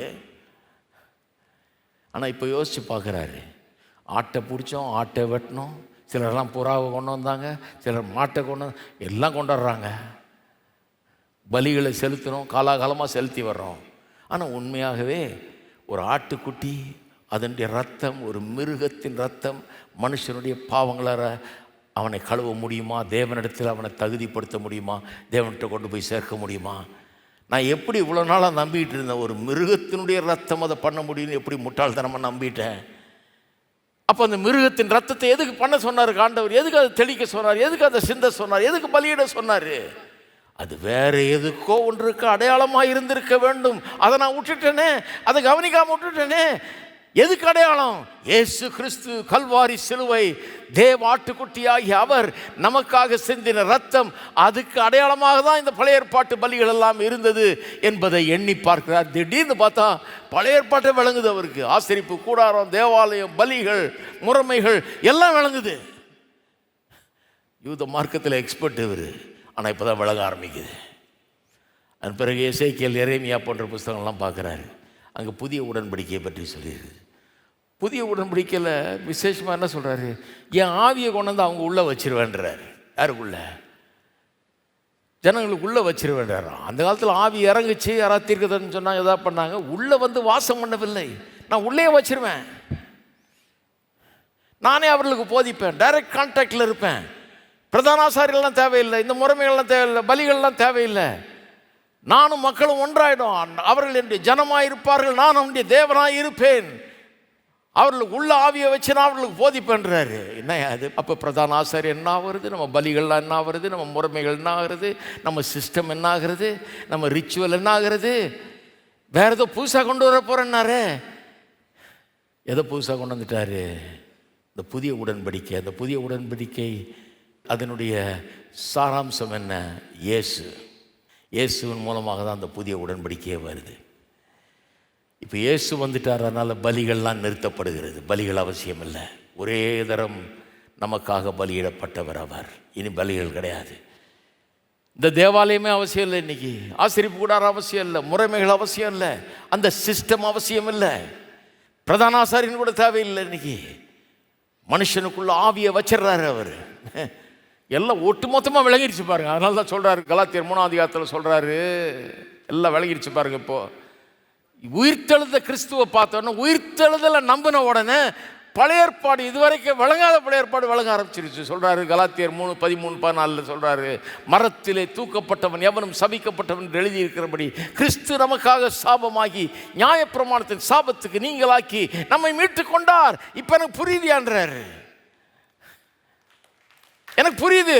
உபாம் 21 சொன்னது எனக்கு புரியுது. மரத்திலே தூக்கப்பட்டவன் எவனும் சபிக்கப்பட்டவன் எனக்கு புரியுது நல்லா. இப்போ கிறிஸ்து நமக்காக சாபமாக, அதுதான் அது. மரத்தில் தூக்கப்பட்டவன் ஏன் சபிக்கப்பட்டவன்? ஏன் இயேசுவை சபிக்கப்பட்டவன் நினைச்சேன்? என்னுடைய பாவ சாபங்களை சுமந்தார் அவர். மரத்திலே தூக்கப்பட்டவன் எவனும் சபிக்கப்பட்டவன் எழுதியிருக்கிறபடி கிறிஸ்து நமக்காக சாபமாகி நியாயப்பிரமாணத்தின் சாபத்துக்கு நம்மை நீங்களாக்கி மீட்டு கொண்டார். அதோடு நிற்கலை. அடுத்த வசனம் 14, ஆபிரகாமுக்கு உண்டான ஆசீர்வாதம் புறஜாதிகளுக்கு உண்டாகும்படியாக இப்படி நடந்தது. ஆபிரகாமுக்கு உண்டான ஆசீர்வாதம் புறஜாதிகளுக்கு வந்து கிடைக்கும்படியாக இப்படி நடந்தது. அப்போ ஏசாயாவோடு நின்றுல, பலிகள் முறைமைகளோடு நின்றுல, எரேமியா எசேக்கியேலோடு நின்றுல, தீர்க்கதரிசிகளோடு நின்றுல, அதையும் தாண்டி பின்னாடி போயிட்டார் ஆபிரகாமுக்கு. இவருடைய முற்பிதாவாகிய ஆபிரகாம், நாங்கள் ஆபிரகாமனுடைய குமாரர்கள்னு சொன்னாங்க பாருங்கள். போயிட்டார் அங்கே. போயிட்டு சொல்கிறாரு, அப்பா இப்போ எனக்கு விளங்குது, மரத்திலே தூக்கப்பட்டவன் சபிக்கப்பட்டவன். அதுதான் இவருடைய வாழ்க்கையில் நடந்தது. எனக்காக சபிக்கப்பட்டார், எங்களுடைய பாவத்துக்காக சார், அவருடைய பாவத்துக்காக இல்லை. விளங்கிருச்சு. ஆபிரகாமுக்கு கர்த்தர் வாக்குத்தத்தம் பண்ணதை எண்ணி பார்க்குறாரு. நான் உனக்கு காண்பிக்கும் தேசத்துக்கு போ, நான் உன்னை பெரிய ஜாதியாக்குவேன், உன் பேரை பெருமைப்படுத்துவேன், உன்னை ஆசீர்வதிக்கிறவர்கள் ஆசீர்வதிப்பேன், உன்னை சபிக்கிறவர்களை சபிப்பேன், உனக்குள் பூமியின் வம்சங்கள் எல்லாம் ஆசீர்வதிக்கப்படும். ஒரு டிரான்ஸ்லேஷன் சொல்லுது, உனக்குள், உன் மூலமாக, உன் சந்ததி மூலமாக பூமியில் உள்ள அத்தனை குடும்பங்களும் ஆசீர்வதிக்கப்படும். எல்லா ஜாதி ஜனம், எல்லா ஊரை சேர்ந்தவர்கள், எல்லா இனத்தை சேர்ந்தவர்கள், எல்லா மொழிக்காரர்கள் அத்தனை பேரும் ஆசீர்வதிக்கப்படுவார்கள். யூதர்கள் நினச்சாங்க ஆசீர்வாதம் தங்களுக்கு தான். மனமே மாறி போச்சு இவருக்கு. டோட்டல் ரெவலேஷன் பார்க்குறார். ஆபிரகாம் கர்த்தர் சொன்னார், பூமியில் உள்ள எல்லா குடும்பமும் ஆசீர்வதிக்கப்படணும். ஒரே விதத்தில் தான் அது நிறைவேற முடியும். அது எது மூலமாக நிறைவேற முடியும்? இந்த இயேசு கிறிஸ்து, நான் இன்னைக்கு பார்த்தேன் உயிரோடு எழுந்த இயேசு கிறிஸ்து, அவர் ஆபிரகாமின் வம்சத்தில் வந்து ஆபிரகாமனுடைய பிள்ளையாக பிறந்தார். ஆபிரகாமுடைய சந்ததியில் வந்தவர் இவர். ஆனால் அவர் தான் மேசியா. அவர் மேசியாவாக இருந்து நமக்காக ரத்தம் சிந்தி பாடுபட்டு மரித்து நம்முடைய பாவத்தையும் சாபத்தையும் சுமந்து தீர்த்ததினாலே இன்றைக்கு ஆபிரகாமின் ஆசீர்வாதம் வெறும் ஆபிரகாமின் பிள்ளைகளுக்கு இல்லை. கலாத்தியர் 3:13 இதை சொல்கிறாரு. அதுக்கு முந்தின சில வசனங்களை வாசித்து பார்த்தீங்கன்னா, வெறும் வம்சத்தின்படி ஆபிரகாமின் சந்ததியில் வந்தவர்கள் தான் ஆபிரகாமின் பிள்ளைகள்னு கிடையாது.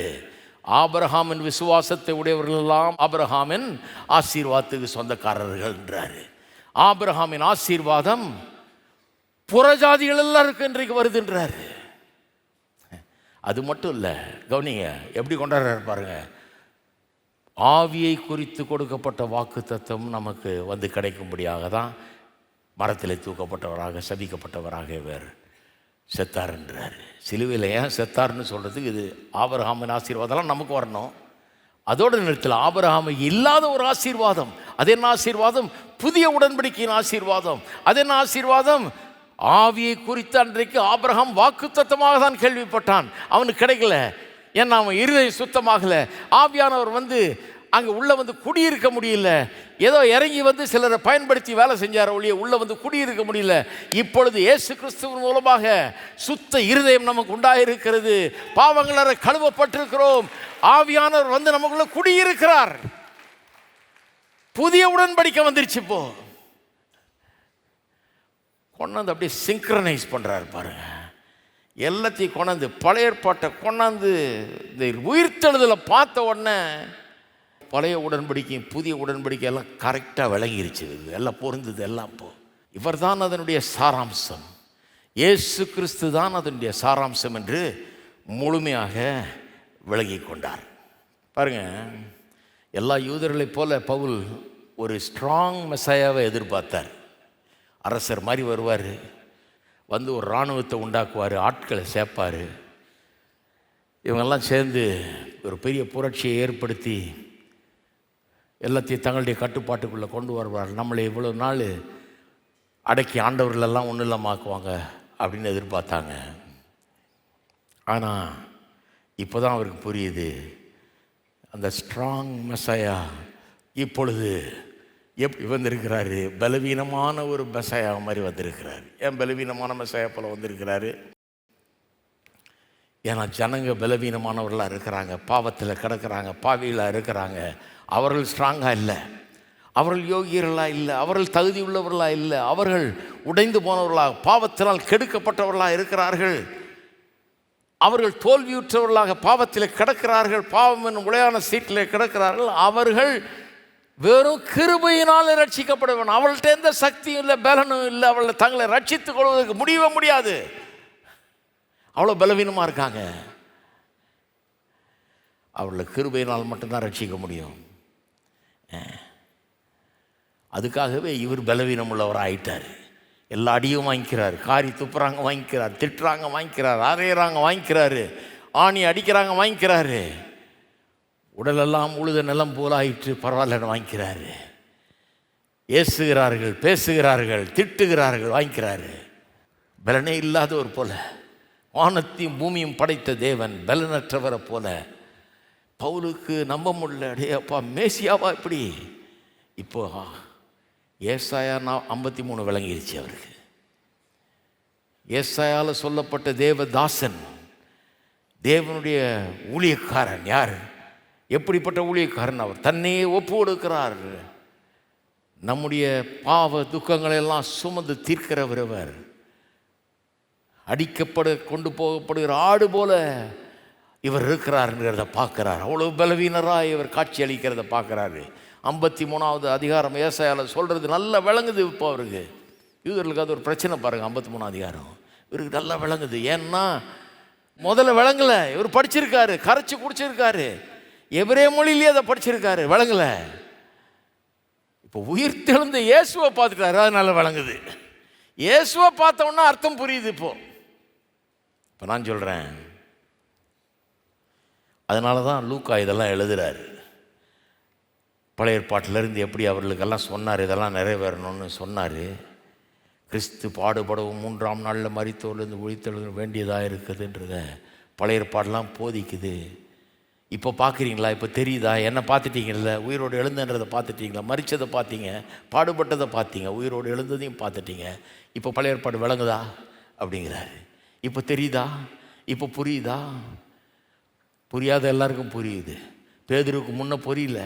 முன்ன பேதுரு ஒரு தடவை இயேசு என்னை யார் என்று மக்கள் சொல்லுகிறார்கள் கேட்டார். பேதுரு சொல்கிறான், நீர் ஜீவனுள்ள தேவனுடைய குமாரன் அப்படின்னு சொல்கிறான். பாராட்டுறார். அவனை பாராட்டி என்ன சொல்கிறார்? மாம்சம் ரத்தம் இதை உனக்கு வெளிப்படுத்தவில்லை, பரலோகத்தில் இருக்கிற என் பிதா இதை உனக்கு வெளிப்படுத்துகிறார் அப்படின்னு சொல்லிட்டு, இந்த கல்லின் மேல் சபையை கட்டுவேன், பாதாளத்தின் வாசல் அதை மேற்கொள்ளாது அப்படின்னு சொல்லிட்டு, பூமியிலே நீங்கள் எவைகளை கட்டுவீர்களோ அது கட்டப்பட்டிருக்கும், எவைகளை கட்டவிழ்ப்பீர்களோ அவைகள் கட்டவிழ்க்கப்பட்டிருக்கும்ன்றாரு. எவ்வளோ பெரிய பாராட்டு பாருங்க. பேதுரு சொன்னதை வச்சு அப்படியே அவனை அப்படியே பாராட்டுறாரு. அதுலேருந்து அப்படியே ஒரு பிரமாதமான சத்தியத்தை சொல்கிறாரு. சொல்லி முடிச்சுட்டு சொல்கிறாரு, இருந்தாலும் மனுஷகுமாரன் எருசலேமுக்கு சென்று பாடுபட்டு மரிக்க வேண்டும். பேதுரு சொல்கிறான், ஆண்டவரே ஸ்டாப் ப்ளீஸ், உமக்கு நடக்கக்கூடாது. அது நீர் யார்? செத்தவனே உயிரோடு எழுப்புகிறவர், குருடரை பார்வையிட செய்கிறவர், முடவரை நடக்க செய்கிறவர். எவ்வளோ பெரிய அற்புதம்! தண்ணி மேலாம் நடந்திருக்கிறீர், தண்ணீரை திராட்சரசமாக்குறீர், எப்பேற்பட்ட அற்புதர் நீர். உம்மை போய் அவங்க கொல்ல போகிறாங்களா? நடக்கவே நடக்காதுன்றான். இயேசு சொல்கிறார், அப்பால் எப்போ சாத்தானே, உனக்கு புரியல. கூடயே இருக்கிற எவ்வளோ விலைக்கு சொல்லியாச்சு, புரிய மாட்டேங்குது. நான் மரிக்க வேணுன்றது புரிய மாட்டேங்குதே, சிலுவை புரிய மாட்டேங்குதேன்றாரு. மேசியா சாக முடியாதுன்னு தான் நினைக்கிறாங்க அவங்க. மேசியா அப்படி தாழ்ந்து போக முடியாது, அப்படி எல்லார்ட்டையும் அடி வாங்க முடியாது, மேசியா அப்படி கொல்லப்பட முடியாதுன்னு நினைக்கிறாங்க. சொல்கிறது ஆகணும், இப்படி பாடுபட்டு மரித்து 3ஆவது நாள் எழும்ப வேணும் என்றது நிறைவேற வேண்டியதாக இருந்தது. இருக்கீங்களா? உயிர்த்தெழுதல் நம்பினா பழைய ஏற்பாடு நல்லா விளங்குது. 3வது அதை சொல்கிறதுக்கு தான் அதெல்லாம் எழுதுகிறார் அவர்.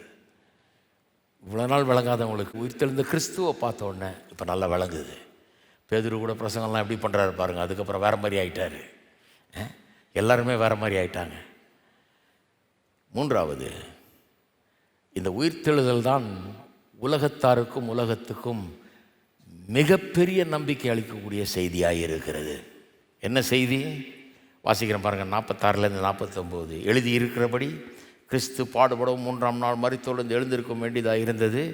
அன்றியும் மனம் திரும்புதலும் பாவ மன்னிப்பும் எருசலேம் தொடங்கி சகல தேசத்தாருக்கும் அவருடைய நாமத்தினால் பிரசங்கிக்கப்படவும் வேண்டியது. நீங்கள் இவைகளுக்கு சாட்சியாக இருக்கிறீர்கள். உயிரோடு எழுந்தது மட்டும் இல்லை, இனிமே போய் பிரசங்கம் பண்ணுன்றார். மனம் திரும்புதலையும் பாவ மன்னிப்பையும் இவருடைய நாமத்தினாலே பிரசங்கம் பண்ணணுமா? நீங்கள் இவைகளுக்கு சாட்சியாக இருக்கிறீர்கள். என் பிதா வாக்குத்தத்தம் பண்ணதை இதோ நான் உங்களுக்கு அனுப்புகிறேன். நீங்களோ உன்னதத்திலிருந்து வரும் பலனால் தரிப்பிக்கப்படும் வரைக்கும் எருசலேம் நகரத்தில் இருங்கள் என்றார். போய் காத்திருந்து பரிசுத்த ஆவியின் பலனை பெற்றவர்களாக உலகமென்னும் சென்று இந்த நம்பிக்கையின் செய்தியை அறிவியுங்கன்றார். மாபெரும் நம்பிக்கையின் செய்தி. இது மாதிரி ஒரு நம்பிக்கை செய்தி உலகத்திலே கிடையாது. உயிர்த்தெழுதல் தான் நம்பிக்கை. அதுதான் அப்போஸ்தலர் நடவடிக்கையில் என்ன பிரசங்கம் பண்ணாங்கன்னு பாருங்கள். கிறிஸ்து உயிர்த்தெழுந்தார் தான் பிரசங்கம் பண்ணுறாங்க. அதைத்தான் பிரசங்கம் பண்ண வேண்டான்னு சொல்கிறாங்க. கூடாதுன்றான். பிரசங்கம் பண்ணினா உள்ள தூக்கி போட்டுருவேன்றான். அதுக்கு தான் தடை. உயிர்த்தெழுந்தார்னு பிரசங்கம் பண்ணாதேன்றான். அப்போ உயிர்த்தெழுந்தார் என்பது ஒரு பெரிய நம்பிக்கையை தருது. நம்பிக்கைன்னு ஏன் சொல்கிறேன், ஹோப்னு ஏன் சொல்கிறேன்? எதிர்காலத்தை குறித்த நம்பிக்கை. எந்த விதத்தில் எதிர்காலத்தை குறித்த நம்பிக்கை? எதிர்காலம் ஒன்று இருக்குதுங்கிற நம்பிக்கையை தருகிறது. முதலாவது எதிர்காலம் ஒன்று இருக்குதுன்னு நம்பிக்கை தரும். உலகம் என்ன நம்புது? எதிர்காலம் ஒன்றும் கிடையாது. செத்தா அவ்வளோதான், மண்ணோட மண்ணாக போகிற, காற்றோட காற்றா போயிடுற, அவ்வளோதான், ஒன்றும் கிடையாது. ஸ்டீவ் ஜாப்ஸ்ன்னு இருந்தார் இல்லையா, பெரும் பணக்காரர். மேக்கின்டாஷ் கம்ப்யூட்டரை கண்டுபிடிச்சி அதை வியாபாரம் பண்ணி அந்த ஆப்பிள் கம்பெனிக்கு ஓனராக இருந்தவர். கொஞ்சம் சின்ன வயசுலேயே இறந்துட்டார். இறக்கு முன்னால் சொன்னாராம் அவர், ஐ ஹோப் சம்திங் சர்வைவ்ஸ். நான் செத்த பிறகு எதை மிச்சம் மீதி தொடர்ந்து இருந்தால் நல்லாயிருக்கும் அப்படின்றார். ஆனால் உண்மை என்னவென்றால், life is like a on and off ஸ்விட்ச் that when you die you turn off and you are not there anymore. ஆனால் வாழ்க்கை ஒன்றும் இல்லை, வெறும் ஆன் ஆஃப் ஸ்விட்ச் மாதிரி. இப்போ ஆனில் இருக்குது, லைட் எரியுது, ஆஃபில் போட்டிங்கன்னா போச்சு, அவ்வளோதான். செத்த பிறகு லைட் ஆஃப் பண்ண மாதிரி, அவ்வளோதான், அதோடு முடிஞ்சது. வேறு ஒன்றும் கிடையாது. அதுக்கப்புறம் என்ன? அதுக்கப்புறம் என்னன்னு ஒன்றும் கிடையாது அப்படிங்கிறாரு. ஏதாவது என்ன சொல்ல வர்றாங்க இப்படிப்பட்ட ஜனங்கள்? எதிர்காலம்லாம் ஒன்றும் கிடையாது, இதெல்லாம் ரிலீஜியஸ் ஆளுங்க போதிக்கிறது, அதெல்லாம் ஒன்றும் கிடையாது அப்படிங்கிறாங்க. இந்த வாழ்க்கைக்கு பிறகு ஒன்றும் கிடையாதுன்றாங்க. இந்த வாழ்க்கைக்கு பிறகு ஒன்றும் கிடையாதுன்னா இந்த வாழ்க்கையே அர்த்தமற்றதாயிடும். பல விதத்தில் இந்த வாழ்க்கையில் நடக்கிற அநியாயங்கள், அக்கிரமங்கள், எவ்வளோ பேர் எவ்வளோ அக்கிரமம் பண்ணுறாங்க, எவ்வளோ அநியாயம் பண்ணுறாங்க, எவ்வளோ அநீதிகள் நடக்கிறது, ஜனங்க கேட்டுட்ருக்காங்க. இதுக்கெல்லாம் கடவுள் ஒருத்தர் இல்லையா, நியாயம் தீர்க்க மாட்டாராங்கிறாங்க. அதனால தான் நான் சொல்கிறேன், இந்த வாழ்க்கைக்கு பிறகு ஒரு வாழ்க்கை இருக்கிறது, நியாய தீர்ப்பு இருக்கிறது.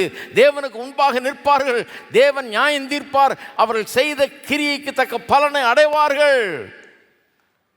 அதனால தான் அவ்வளவு அநீதியை இன்னைக்கு தாங்கிக்க முடியுது. இதை கேட்கறதுக்கு ஆள் இல்லை, யாரும் கேட்க மாட்டாங்கன்னா அப்புறம் நம்மளுக்கே வெறுத்து போயிடும். அநீதி பண்ணுறேன்னு நம்மளே போட்டு தள்ளிடலாம்னு இருக்கும். ஏன்னா ஒன்றுமே கிடையாது, இவனை கேட்கறதுக்கு ஆள் இல்லை, யாருமே நீதி செய்ய மாட்டாங்களா? நீதியே கிடையாதா? நான் சொல்லுகிறேன், நீதி இருக்கிறது. நியாயாதிபதி ஒருத்தர் இருக்கிறாரு, அவருடைய சிங்காசனத்துக்கு முன் நின்று நியாயம் தீர்க்கப்படுவார் என்று வேதம் சொல்லுது. அதனால தான் நான் எதிர்காலத்தை நம்புகிறேன். அது மட்டும் இல்லை, எதிர்காலமே இல்லைன்னா அப்புறம் இந்த வாழ்க்கைக்கு என்ன அர்த்தம்? நான் எதுக்கு வாழணும்?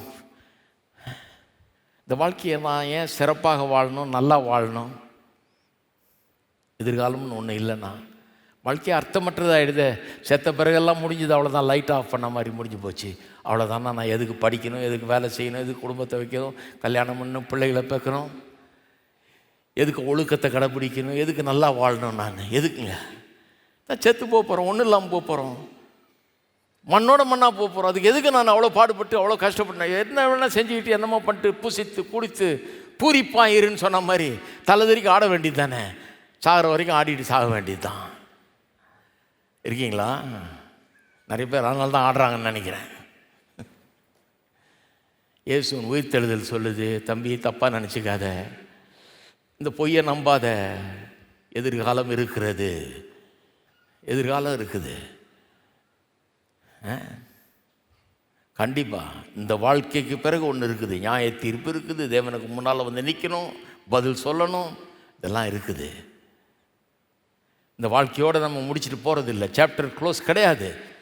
சில போய் தற்கொலை பண்ணிக்கிறாங்க. சாப்டர் க்ளோஸ்னால் பரவாயில்ல, தற்கொலை பண்ணி கதையை முடிச்சிடலாம் பேசாமல், அதுக்கப்புறம் ஒன்றும் கிடையாது. தற்கொலை பண்ணவொடனே எழுப்ப போகிறாரு, வா எப்படி வாழ்ந்த நீ, வா நெல்லு, பதில் சொல்லும்பார். தற்கொலை பண்ணி தப்பிக்க முடியாது. எதிர்காலம் ஒன்று இருக்கிறது. இது கிறிஸ்தவர்களுக்கு பெரிய நம்பிக்கையை தருகிறது, அர்த்தத்தோடு வாழச் செய்கிறது நம்ம. ஏன்னா ஒரு எதிர்காலம் இருக்குது. எப்படி தெரியும் எனக்கு எதிர்காலம் இருக்குன்னு? அவருக்கு இருந்ததே. அவர் செத்தவர் திரும்ப உயிரோடு வந்தார், சாகவே மாட்டார்ன்ற அளவுக்கு உயிரோடு இருக்கிறாரு. நானும் ஒரு நாள் உயிரோடு வருவேன், சாகவே சாகாத அளவுக்கு உயிரோடு இருப்பேன் என்கிற எதிர்காலம் இருக்குது. ரெண்டாவது, அந்த future personal. The future is personal. தனிப்பட்ட விதத்திலே எனக்கு அது உண்மை. இதை கொஞ்சம் விலைக்கு சொல்லணும் நான். பாருங்கள், சிலர் என்ன சொல்கிறாங்க, சரி செத்த பிறகு ஒன்றும் இல்லைன்னு நம்ப வேணாம், ஏன்னா அது ஒரு மாதிரி வாழ்க்கையே சூன்யமாக்கிடுது இல்லையா, அதனால் அப்படி நம்பாதீங்க. இப்படி சொல்கிறோம் நாங்கள் அப்படின்றாங்க. எப்படி சொல்கிறாங்க அவங்க, செத்த பிறகு ஏதோ விதத்தில் நீங்கள் கண்டினியூ பண்ணுறீங்க, நீங்கள் தொடர்ந்து இருக்கிறீங்க அப்படி நினச்சிங்கன்னா கொஞ்சம் ஆறுதலாக இருக்கும்ன்றாங்க. எப்படி கண்டினியூ பண்ணுறீங்க? நம்ம செத்து நம்மளை கொண்டு போய் போச்சிடுறாங்க, மண்ணோட மண்ணாக போகிறோம். சிலர்லாம் முடிக்கிறாங்கனால ஈஸ்டர் அன்றைக்கி இதை பேசிட்டு இருக்கிறாரு. கவனிங்க, செத்து கொண்டு போய் புதைக்கிறாங்க, மண்ணோட மண்ணாக போகிறோம். அங்கே பூச்சி புழுக்கள் எல்லாம் வந்து நம்மளை தின்னுது, உரமாகிறோம், இந்த பூமிக்கு உரமாகிறோம். அதில் புல் முளைக்குது, மரம் செடி கொடிகள்லாம் வளருது. அந்த மரத்தில், அதில் காய்க்கிற பழத்தில் எல்லாத்துலேயும் நம்ம இருக்கிறோம். ஹலோ, அதை வந்து பறவைகள் காக்கா தின்னுது, மிருகங்கள் தின்னுது, அதில் அந்த மிருகத்துலேயும் நம்ம இருக்கிறோம். சிங்கம், புலி, கரடி, ஓனாய் எல்லாத்துலேயும் கொஞ்சம் கொஞ்சம் இருக்கிறோம் நம்ம. அப்புறம் அந்த மிருகம் தின்னுது, அந்த மிருகத்தை நம்ம தின்னுறோம். ஹலோ, கதை அதோட முடியல. அந்த மிருகத்தை நம்ம தின்னு, அப்புறம் நம்ம செத்து, திரும்பியும் நம்ம மண்ணுக்கு மண்ணாக போய் இப்படியே ரொட்டேஷனில் போயிட்டு இருக்குதுன்றாங்க. அப்போ நீ எங்கேயோ இருக்கிற, நீ ஒன்றும் இல்லாமல் போயிடல, எங்கேயோ இருக்கிற. எந்த பூனைக்குள்ளேயோ இருக்கிற, எந்த நாய்க்குள்ளேயோ இருக்கிற, எந்த பறவைக்குள்ளேயோ இருக்கிற, எதுக்குள்ளேயோ ஒரு துணுக்காக, ஒரு தூசி மாதிரி நீ இருக்கிற. Some part of you is there in existence, in something in this world. இந்த உலகத்தில் ஏதோ ஒன்றுக்குள் நீ இருந்து கொண்டிருக்கிறாய், தொடர்ந்து கொண்டிருக்கிறாய் என்று சொல்லுகிறார்கள். ஏன் சொல்கிறாங்கன்னா, ரொம்ப பெரிய ஆறுதல் அளிக்கும்னு அவளுக்கு. நீ ஒன்றும் இல்லாமல் போயிடல, இருக்கிற நீ இயற்கையோடு கலந்து அப்படியே ஒரு இலையாக கூட இருக்கலாம். நீ இந்த இலையில் ஒரு பகுதியாக இருக்கலாம், ஒரு கிளையில் ஒரு பகுதியாக இருக்கலாம். You are contributing something. நீ இந்த உலகத்தில் ஏதோ ஒன்று கான்ட்ரிபியூட் பண்ணுற. நீ ஒன்றும் இல்லாமல் போயிட போகிறதில்ல அப்படிங்கிறாங்க. உண்மையாக பார்க்க போனீங்கன்னா, மனுஷனுடைய ஆழமான ஆசை என்ன தெரியுமா?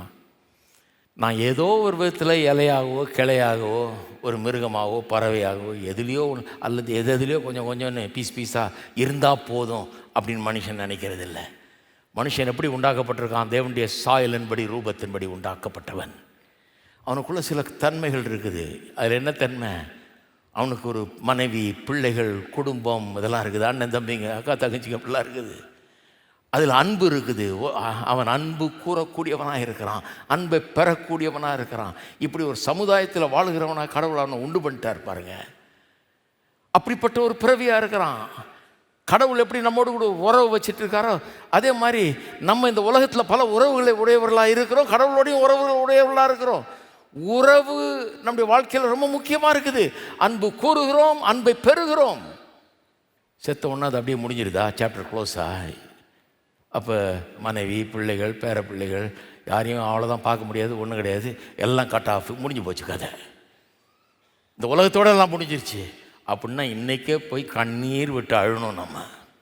ஐயோ, இப்படி ஒரு வாழ்க்கை தேவையா அப்படின்னு.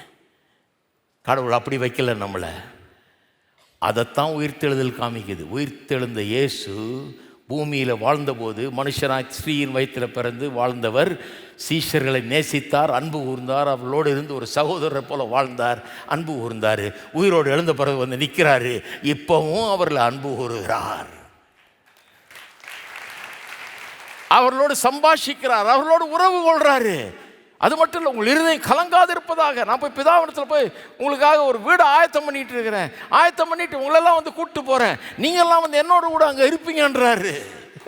ஹலோ, உறவு தொடர போகிறது. நாம் எல்லாரும் ஒருவர் சந்திக்க போகிறோம். மறுபடியும் டிரான்ஸ்ஃபார்ம் பண்ணப்பட்ட, மாற்றப்பட்ட, மறுரூபமாக்கப்பட்ட ஒரு பூரண உலகத்திலே, பாவம் இல்லாத உலகத்திலே, எந்த குறையும் இல்லாத ஒரு உலகத்திலே, தெய்வீகமான ஒரு உலகத்திலே மறுரூபமாக்கப்பட்டவர்களாக நாம் ஒன்றாக வாழப்போகிறோம். உறவுகளை அனுபவிக்க போகிறோம். இதோடெல்லாம் முடிஞ்சிட போகிறது இல்லைங்க. இருக்கிறீங்களா? அது நடக்கணும்னா இப்போ இது இந்த அன்பின் உறவுகள்லாம் கண்டினியூ ஆகணும்னா நான் இதே ஆளாக இருக்கணும். அதனால தான் இயேசு சொல்கிறது ரொம்ப முக்கியம். வா, என்னை தொட்டுப்பார், நானே தான் உங்களோட இருந்தேன் இவ்வளோ நாள், அதே ஆள் தான் நான். என்னை தொட்டுப்பார், என் காயங்களை பாரு, கையை பாரு, காலை பாரு, கொண்டா மீனை சாப்பிட்டு காமிக்கிறேன் உனக்கு, நானே தான். Personality must persist. If this love relationship must continue. மனுஷன் அவனுடைய பர்சனாலிட்டியை தொடர்ந்து வைத்து கொண்டிருக்க வேணும். அவன் ஆள் தத்துவத்தை தொடர்ந்து உடையவனாக இருக்க வேணும். அவன் அதே ஆளாக இருக்க வேண்டும். இல்லைனா அது சாத்தியம் அல்ல. உயிர்த்தெழுதல் சொல்லுது இயேசு அதே ஆளாக தான் இருந்தார். இன்னும் கேட்டப்போ நான் பவுல் சொல்கிறாரு, ஒரு நிருபத்தில் எழுதும்போது சொல்கிறாரு, தேவனுக்கு மனுஷனுக்கு இடையே ஒரே மத்தியஸ்தர், அந்த மத்தியஸ்தர் மனுஷனாகிய கிறிஸ்து. அங்கே உட்கார்ந்துருக்கிறவர் மனுஷன்றாரு. இன்றைக்கு அங்கே உட்கார்ந்துருக்கிற இயேசு ஆவி இல்லை, பூதம் கிடையாது, மனுஷன், மாம்சம் எலும்பும் உள்ள அதே சரீரத்தை உடைய, ஆனால் சாகாத சரீரமாக மாறி மறுரூபம் அடைந்த சரீரத்தை உடைய இயேசு அங்கே உட்கார்ந்துட்டு இருக்கிறாரு. அதே மனுஷனாக இருக்கிறாரு. இந்த உலகத்தில் வாழ்ந்த அதே இயேசு தான். ஒரு பவர்ஃபுல் பேசேஜ் ஒன்று காமிக்கிறேன் உங்களுக்கு. திருப்புங்க, டைம் தான் ஓடிடுது பாருங்கள். பரலோகத்தில் போய் இதெல்லாம் ஃபுல்லாக பிரசங்கம் பண்ணணும்னு நினைக்கிறேன். மிச்சம் மீதி இருக்கிறதெல்லாம். யோபு 19ஆம் அதிகாரம். யோபுக்கு அது தெரியும் இல்லையா? எல்லாத்தையும் இழந்துட்டான். குழந்தைகளும் 7 பிள்ளைகள் செத்தாச்சு. மனைவி உயிரோடு இருக்கிறா, அவளும் செத்தா நல்லா இருக்கும்னு யோசிக்க தோணுது. இவனை கரிச்சு கொட்டுறா. இப்படி ஒரு மனைவி தேவையான்னு இருக்குது. அந்த மாதிரி இருக்கா. எல்லாத்தையும் இழந்துட்டான். ஆடு மாடுகள்லாம் ஆயிரக்கணக்கில் இருந்து பெரிய செல்வந்தன். செல்வத்தை இழந்தான், சொத்தை இழந்தான், பிள்ளைகள் எல்லாத்தையும் இழந்துட்டான். இந்த நேரத்தில் நண்பர்கள் வாதிக்கிறார்கள். என்ன சொல்கிறாங்க? உங்ககிட்ட ஏதோ தப்பு இருக்குப்பா, நல்லா யோசிச்சுப்பாருன்னு அவன் தத்துவம் பேசிகிட்டு இருக்கிறான். அவங்களால ரொம்ப வேதனை. இந்த ஆளுக்கு கதறாரு. என் மாம்சம் பட்சிக்கப்பட்டாலும் நீங்கள் திருப்தி ஏற்று இருக்கிறது, என் உடம்பே ஒன்றும் இல்லாமல் போயிடுச்சு, நோயினால் வாதிக்கப்பட்டு உட்காந்துட்டு இருக்கிறேன், ஆனால் உங்களுக்கு திருப்தி இல்லை, நான் படுற பாடு போதாதுன்னு நீங்கள் வேறு வெந்த புண்ணிலேயே சூடு வைக்கிறவன் நிறைய இந்த உலகத்தில் இருக்கிறாங்க. பாடுபடுறவனை போட்டு இன்னும் போட்டு நசுக்கிறது, அவனை இன்னும் போட்டு மிதிக்கிறது, அவனை ஒன்றும் இல்லாமல் ஆக்கிறது. அதான் பண்ணிட்டு இருந்தாங்க அந்த நண்பர்கள். அந்த மாதிரி நண்பர்கள்லாம் பார்த்துருக்கீங்களா? நீங்கள் பார்க்காத மாதிரி உட்காந்துருக்கிறீங்க எல்லாரும். எங்களுக்கெல்லாம் தெரியாது பிரதர்ன்னு. நான் நிறைய பார்த்துருக்கிறேன். இந்த சென்னையிலே இருக்கிறாங்க அந்த மாதிரி நண்பர்கள். அவங்கள பார்த்த தூரத்துலேயே தோத்திரம் பிரதர்ன்ட்டு போயிட்டே இருப்பேன். நான் பாட்டுக்கு பக்கத்துலேயே போக மாட்டேன். வாதிக்கிற நண்பர்கள். அந்த மத்தியில் அவ்வளோ கஷ்டம் பாருங்கள். வியாதி எல்லாம் போச்சு, எல்லாத்தையும் இழந்தான். அதன் மத்தியில் சொல்கிறான் 23ஆம் வசனத்தில் 19ஆம் அதிகாரத்தில், நான் இப்பொழுது சொல்லும் வார்த்தைகள் எழுதப்பட்டால் நலமாயிருக்கும், அவைகள் ஒரு புஸ்தகத்தில் வரையப்பட்டு அல்லது என்றென்றைக்கும் நிலைக்க அவைகள் கருங்கல்லிலே ஒளிவெட்டாகவும் ஈய எழுத்தாகவும் பதிந்தால் நலமாயிருக்கும். கல்லில் எழுதுனா நல்லா இருக்கும். நான் இப்போ சொல்ல போகிற வார்த்தைகள் ரொம்ப முக்கியம். இது எழுதப்படணும், புஸ்தகத்தில் எழுதப்படணும், அல்லது ஒரு கல்லில் எழுதி என்றைக்குமே அழியாதபடி எழுதப்படணுன்றான். என்ன வார்த்தைகள்? என் மீட்பர் உயிரோடு இருக்கிறார். நிறைய கல்லறையில் இது எழுதியிருப்பாங்க தெரியுமா உங்களுக்கு? இவன் சொன்னதுனால கல்லில் எழுதுனா நல்லா இருக்குன்றதுனால நிறைய கல்லறையில் போய் பார்த்தீங்கன்னா கிறிஸ்தவங்க எழுதியிருப்பாங்க, மை ரிடீமர் லிவத் அப்படின்னு எழுதியிருப்பாங்க. நிறைய பேருக்கு பிடிச்ச வசனம், ரொம்ப அர்த்தமிக்க வசனம். என் மீட்பர் யார்? இவன் இந்த யோபு என்கிறவன் ஆபிரகாமுக்கு முன்னால் வாழ்ந்தவன்றாங்க, ஆதி மனிதன்றாங்க. ஆபிரகாம் ஈசாக்கு காலத்துக்கெல்லாம் முன்னால் இருந்தவன். அவனுக்கு எப்படி மீட்பரை குறித்த வெளிப்பாடு, அதுவும் உயிரோடு இருக்கிறார்ன்றான். அப்போன்னா அவர் செத்து உயிரோடு வந்தவர்ன்ற மாதிரிலையா பேசுகிறான். அவருடைய சாவு தெரியுது, அவருடைய உயிர்த்தெழுதல் தெரியுது, உயிரோடு இருக்கிற மீட்பர், அதனால தான் எனக்கும் நம்பிக்கை இருக்குதுன்ற மாதிரி பேசுகிறான். என் மீட்பர் உயிரோடு இருக்கிறார் என்றும் அவர் கடைசி நாளில் பூமியின் மேல் நிற்பார் என்றும் நான் அறிந்திருக்கிறேன். செத்தாரு, உயிரோடு இருக்கிறாரு, அதுவும் இல்லாமல் கடைசியில் திரும்பி வரப்போகிறாரு, இந்த பூமியில் கால் பதிப்பாருன்றான். இந்த என் தோல் முதலானவை அழுகி போன பின்பு நான் என் மாம்சத்திலிருந்து தேவனை பார்ப்பேன். இந்த தோல் நான் செத்து புதைக்கப்பட்டு, ஒருவேளை இந்த துன்பத்திலேயே நான் செத்து புதைச்சி மண்ணோட மண்ணாக போயிட்டா கூட என் மாம்சத்திலிருந்து நான் தேவனை பார்ப்பேன் சொல்கிறான். நான் ஒரு நாள் உயிரோடு எழுந்து இதே சரீரத்தோட மாம்சம் எலும்பும் உள்ளவனாக தேவனை பார்ப்பேன். அவரை நானே பார்ப்பேன். அந்நிய கண்கள் அல்ல, வேற கண் இல்லை, பூதம் அதெல்லாம் கிடையாது, ஆவியெல்லாம் நானே பார்ப்பேன். அந்நிய கண்கள் அல்ல, என் கண்களே அவரை காணும். இந்த வாஞ்சியால் என் உள்ளந்திரியங்கள் எனக்குள் சோர்ந்து போகிறது. இதை நினைக்கும் போதே எனக்கே அப்படியே ஆயிடுது அப்படின்றான். என்ன சொல்கிறான்? எவ்வளோ கஷ்டம், எனக்கு எவ்வளோ துன்பம், சொல்லணுன்னா துன்பம். யாரும் இந்த உலகத்தில் யோபு மாதிரி கிடையாது. சும்மா சில கிறிஸ்தவர்கள் அங்கங்கே போயிட்டு நானும் ஒரு யோபு பிரதர்ன்டுவாங்க. இவங்களாவது யோபா அது கிடையாது. யோபு மாதிரி எவனும் கிடையாது, எவனும் கஷ்டப்பட்டது கிடையாது. சில சும்மா பெருமை பாராட்டிக்கிறது, நானும் யோபு நானும் யோபு, அதெல்லாம் ஒன்றும் கிடையாது. இந்த யோபு மாதிரி யாரும் கிடையாது. ஆனால் அவன் சொல்கிறான், நான் அப்படியே செத்து அழிஞ்சா கூட எனக்கு நம்பிக்கை இருக்கிறது. என்ன நம்பிக்கை? என் மீட்பர் உயிரோடு இருக்கிறவர். அவர் வந்து நிற்பார் ஒரு நாள், அவரோட கூட நானும் இருப்பேன். நான் அவரை பார்ப்பேன், இந்த கண்ணால் பார்ப்பேன், நான் என் கண்ணாலே அவரை பார்ப்பேன். இந்த நம்பிக்கை எனக்கு இருக்குது. என் மாம்சம் அழுகி போனாலும் திரும்பவும் அழியாத மாம்சமாக அது மாறும். என்ன ஒரு நம்பிக்கை பாருங்க. அதனால தான் எபிரேயர் 11 எழுதியிருக்குது. சிலர்லாம் இரத்த சாட்சிகளாக மரிச்சார்கள்ல, அவங்கள பற்றி எழுதியிருக்குது. they died in faith. விசுவாசத்தினாலே அவர்கள் செத்தார்கள். கிறிஸ்தவர்கள் விசுவாசத்தில் வாழ்கிறது மட்டும் இல்லை, சாவும் போதும் அவர் என் மீட்பர், அவர் உயிரோடு இருக்கிறார், நானும் என் கண்களால் அவரை காண்பேன் என்கிற விசுவாசத்தோடு தான் மரிக்கிறார்கள். அந்த விசுவாசத்தை உள்ள வைத்து தான் மரிக்கிறார்கள். மூணாவது, அந்த எதிர்காலம், நம்முடைய எதிர்காலம். இதைத்தான் பிரசங்கம் பண்ணணுன்ற. நீங்களாம் போய் பிரசங்கம், நீங்கள் தான் சாட்சிகள். நான் உயிரோடு எழுந்துட்டு போய் பிரசங்கம் பண்ணு. என்ன பிரசங்கம் பண்ணணும்? எதிர்காலம் இருக்குன்னு பிரசங்கம் பண்ணு. என்ன பிரசங்கம் பண்ணணும்? செத்த பிறகு கூட உன்னுடைய ஆழ்த்துவத்தை நீ இழப்பதில்லை, நீயே உயிரோட வருவ திரும்ப. அந்த நம்பிக்கை இருக்குது. நாம் ஒருவர் காண்போம், அதை பிரசங்கம் பண்ணுன்றார். மூணாவது, இந்த எதிர்காலம் நிச்சயம். இதே முக்கியம். ஏன்னா சிலர் என்ன சொல்கிறாங்க, சரி நீ செத்த பிறகு சாப்டர் க்ளோஸ்ன்றதும் தப்பு, நீ காத்தா போகிற இல்லை ஒரு இலையா கிளையா மிருகமா எல்லாத்துக்குள்ளேயும் கொஞ்சம் கொஞ்சம் அப்படியே நீ இருக்கிறன்றதும் தப்பு, அதெல்லாம் விட்டுருவோம். மோட்சம்னு ஒன்று இருக்கிறதுன்னு நாங்கள் நம்புகிறோன்றாங்க. சரி மோட்சம், சில கிறிஸ்தவர்கள் மாதிரி என்ன சொல்கிறாங்க, நீ மோட்சம் போவ, ஆனால் ஜாகிரதையாரு, பரிசுத்தமாக இருந்தீங்கன்னா மோட்சம் போவேன், ஏதாவது தப்பு பண்ணினா மோட்சம் போக மாட்டேன். என் கிறிஸ்தவரில் எடுத்துங்க, நிறைய பேர் கோயிலுக்கு வரப்பெல்லாம் பயமுறுத்துறது, மோட்சம் போவியா நீ,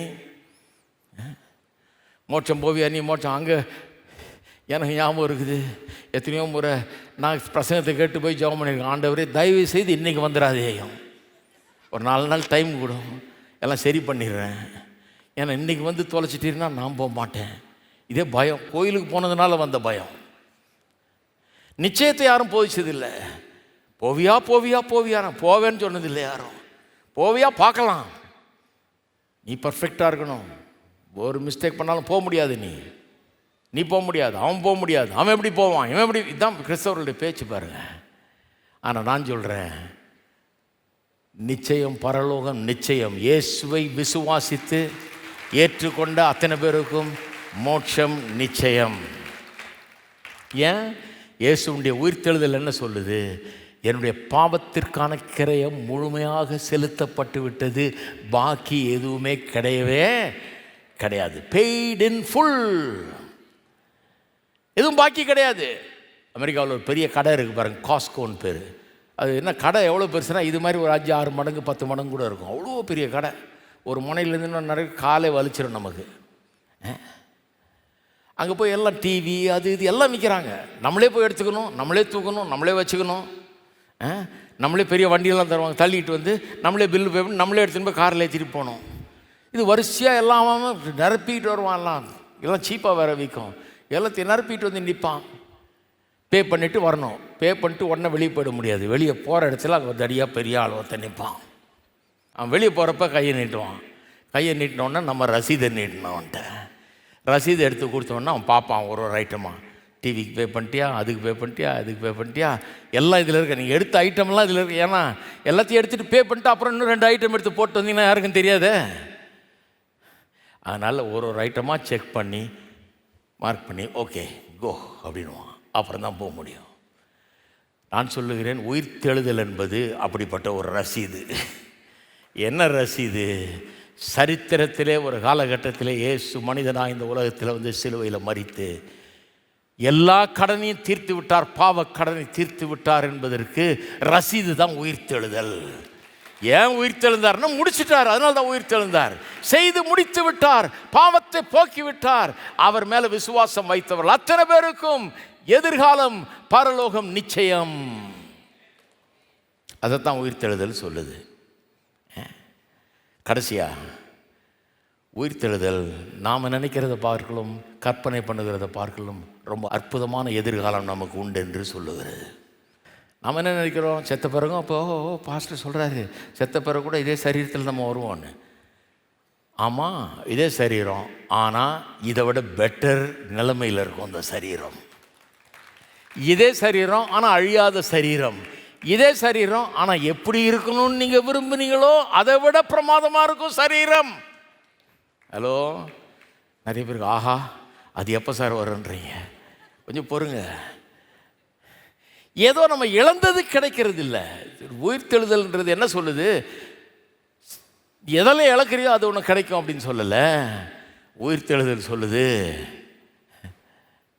நீ கற்பனை பண்ணி பார்க்க முடியாத அளவுக்கு உனக்கு மேன்மையான சரீரமும் மேன்மையான எல்லாமே கிடைக்கும் அப்படின்னு சொல்லுது. பாருங்கள், வாழ்க்கையில் இழந்து விட்டால் அதை திரும்பி பெற முடியாது என்கிற நிறைய காரியங்கள் உண்டு. ஒரு வாய்ப்பு உங்களுக்கு வருது, அந்த வாய்ப்பு வர்றப்போ நீங்கள் அதை எடுத்துக்கொள்ள தவறிட்டீங்கன்னா அது போயிடும், அது திரும்ப பெற முடியாது. வாலிபர்கள் பாருங்கள், வாலிபம் இருக்கிறது உங்களுக்கு. நானும் வாலிபனாக இருந்தேன் ஒரு காலத்தில். வாலிபம் இருக்கிறது, வாலிபம் போயிடுச்சுன்னா திரும்ப வராது. போன வருஷங்கள் திரும்ப வராது. நிறைய காரியங்கள் போயிடுச்சுன்னா திரும்பி வராது. there are many irretrievable things in life. திரும்ப பெற முடியாத, போச்சுன்னா வராதுன்ற காரியம் நிறைய இருக்குது இல்லைங்களா? போச்சுன்னா வராதுங்கிறது நிறையா இருக்குது. சாவில் நம்ம சரீரம் போகுது, மண்ணோட மண்ணை போகுது. உயிர்த்தெழுதல் என்ன சொல்லுது, திரும்பி அந்த சரீரம் வர்றது மட்டும் இல்லை, இதை காட்டில் சிறப்பான சரீரம் வருகிறது. இர்ரிட்ரீவபிலிட்டின்னு கிடையாது, திரும்பி வர முடியாதுன்னே கிடையாது. திரும்பி வர்றது மட்டும் இல்லை, இழந்ததை காட்டிலும் மிகவும் அற்புதமான ஒரு உலகம், அற்புதமான சரீரம், அற்புதமான எல்லாமே வந்து நமக்கு கிடைக்க போகிறது.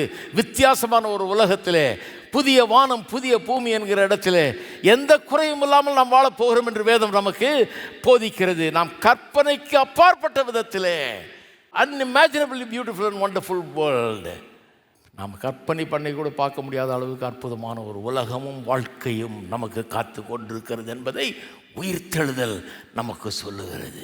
உயிர்த்தெழுந்த கிறிஸ்துவை பார்க்கும்போது இதைத்தான் நமக்கு சொல்லுகிறது. எல்லாரும் எழுந்து நிற்போம்.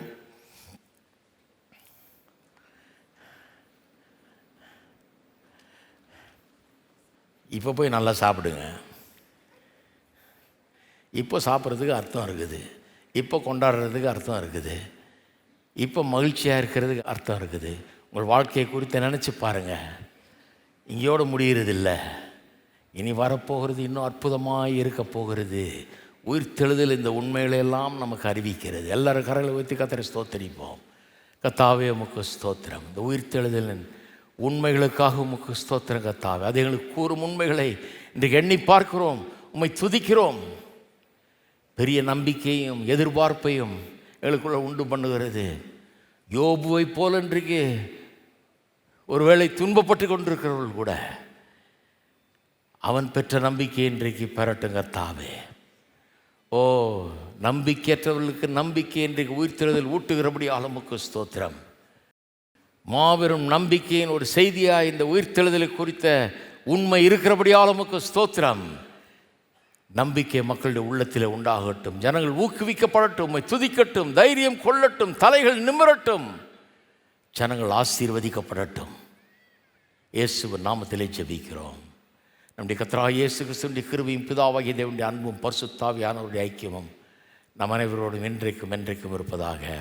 ஆமென்.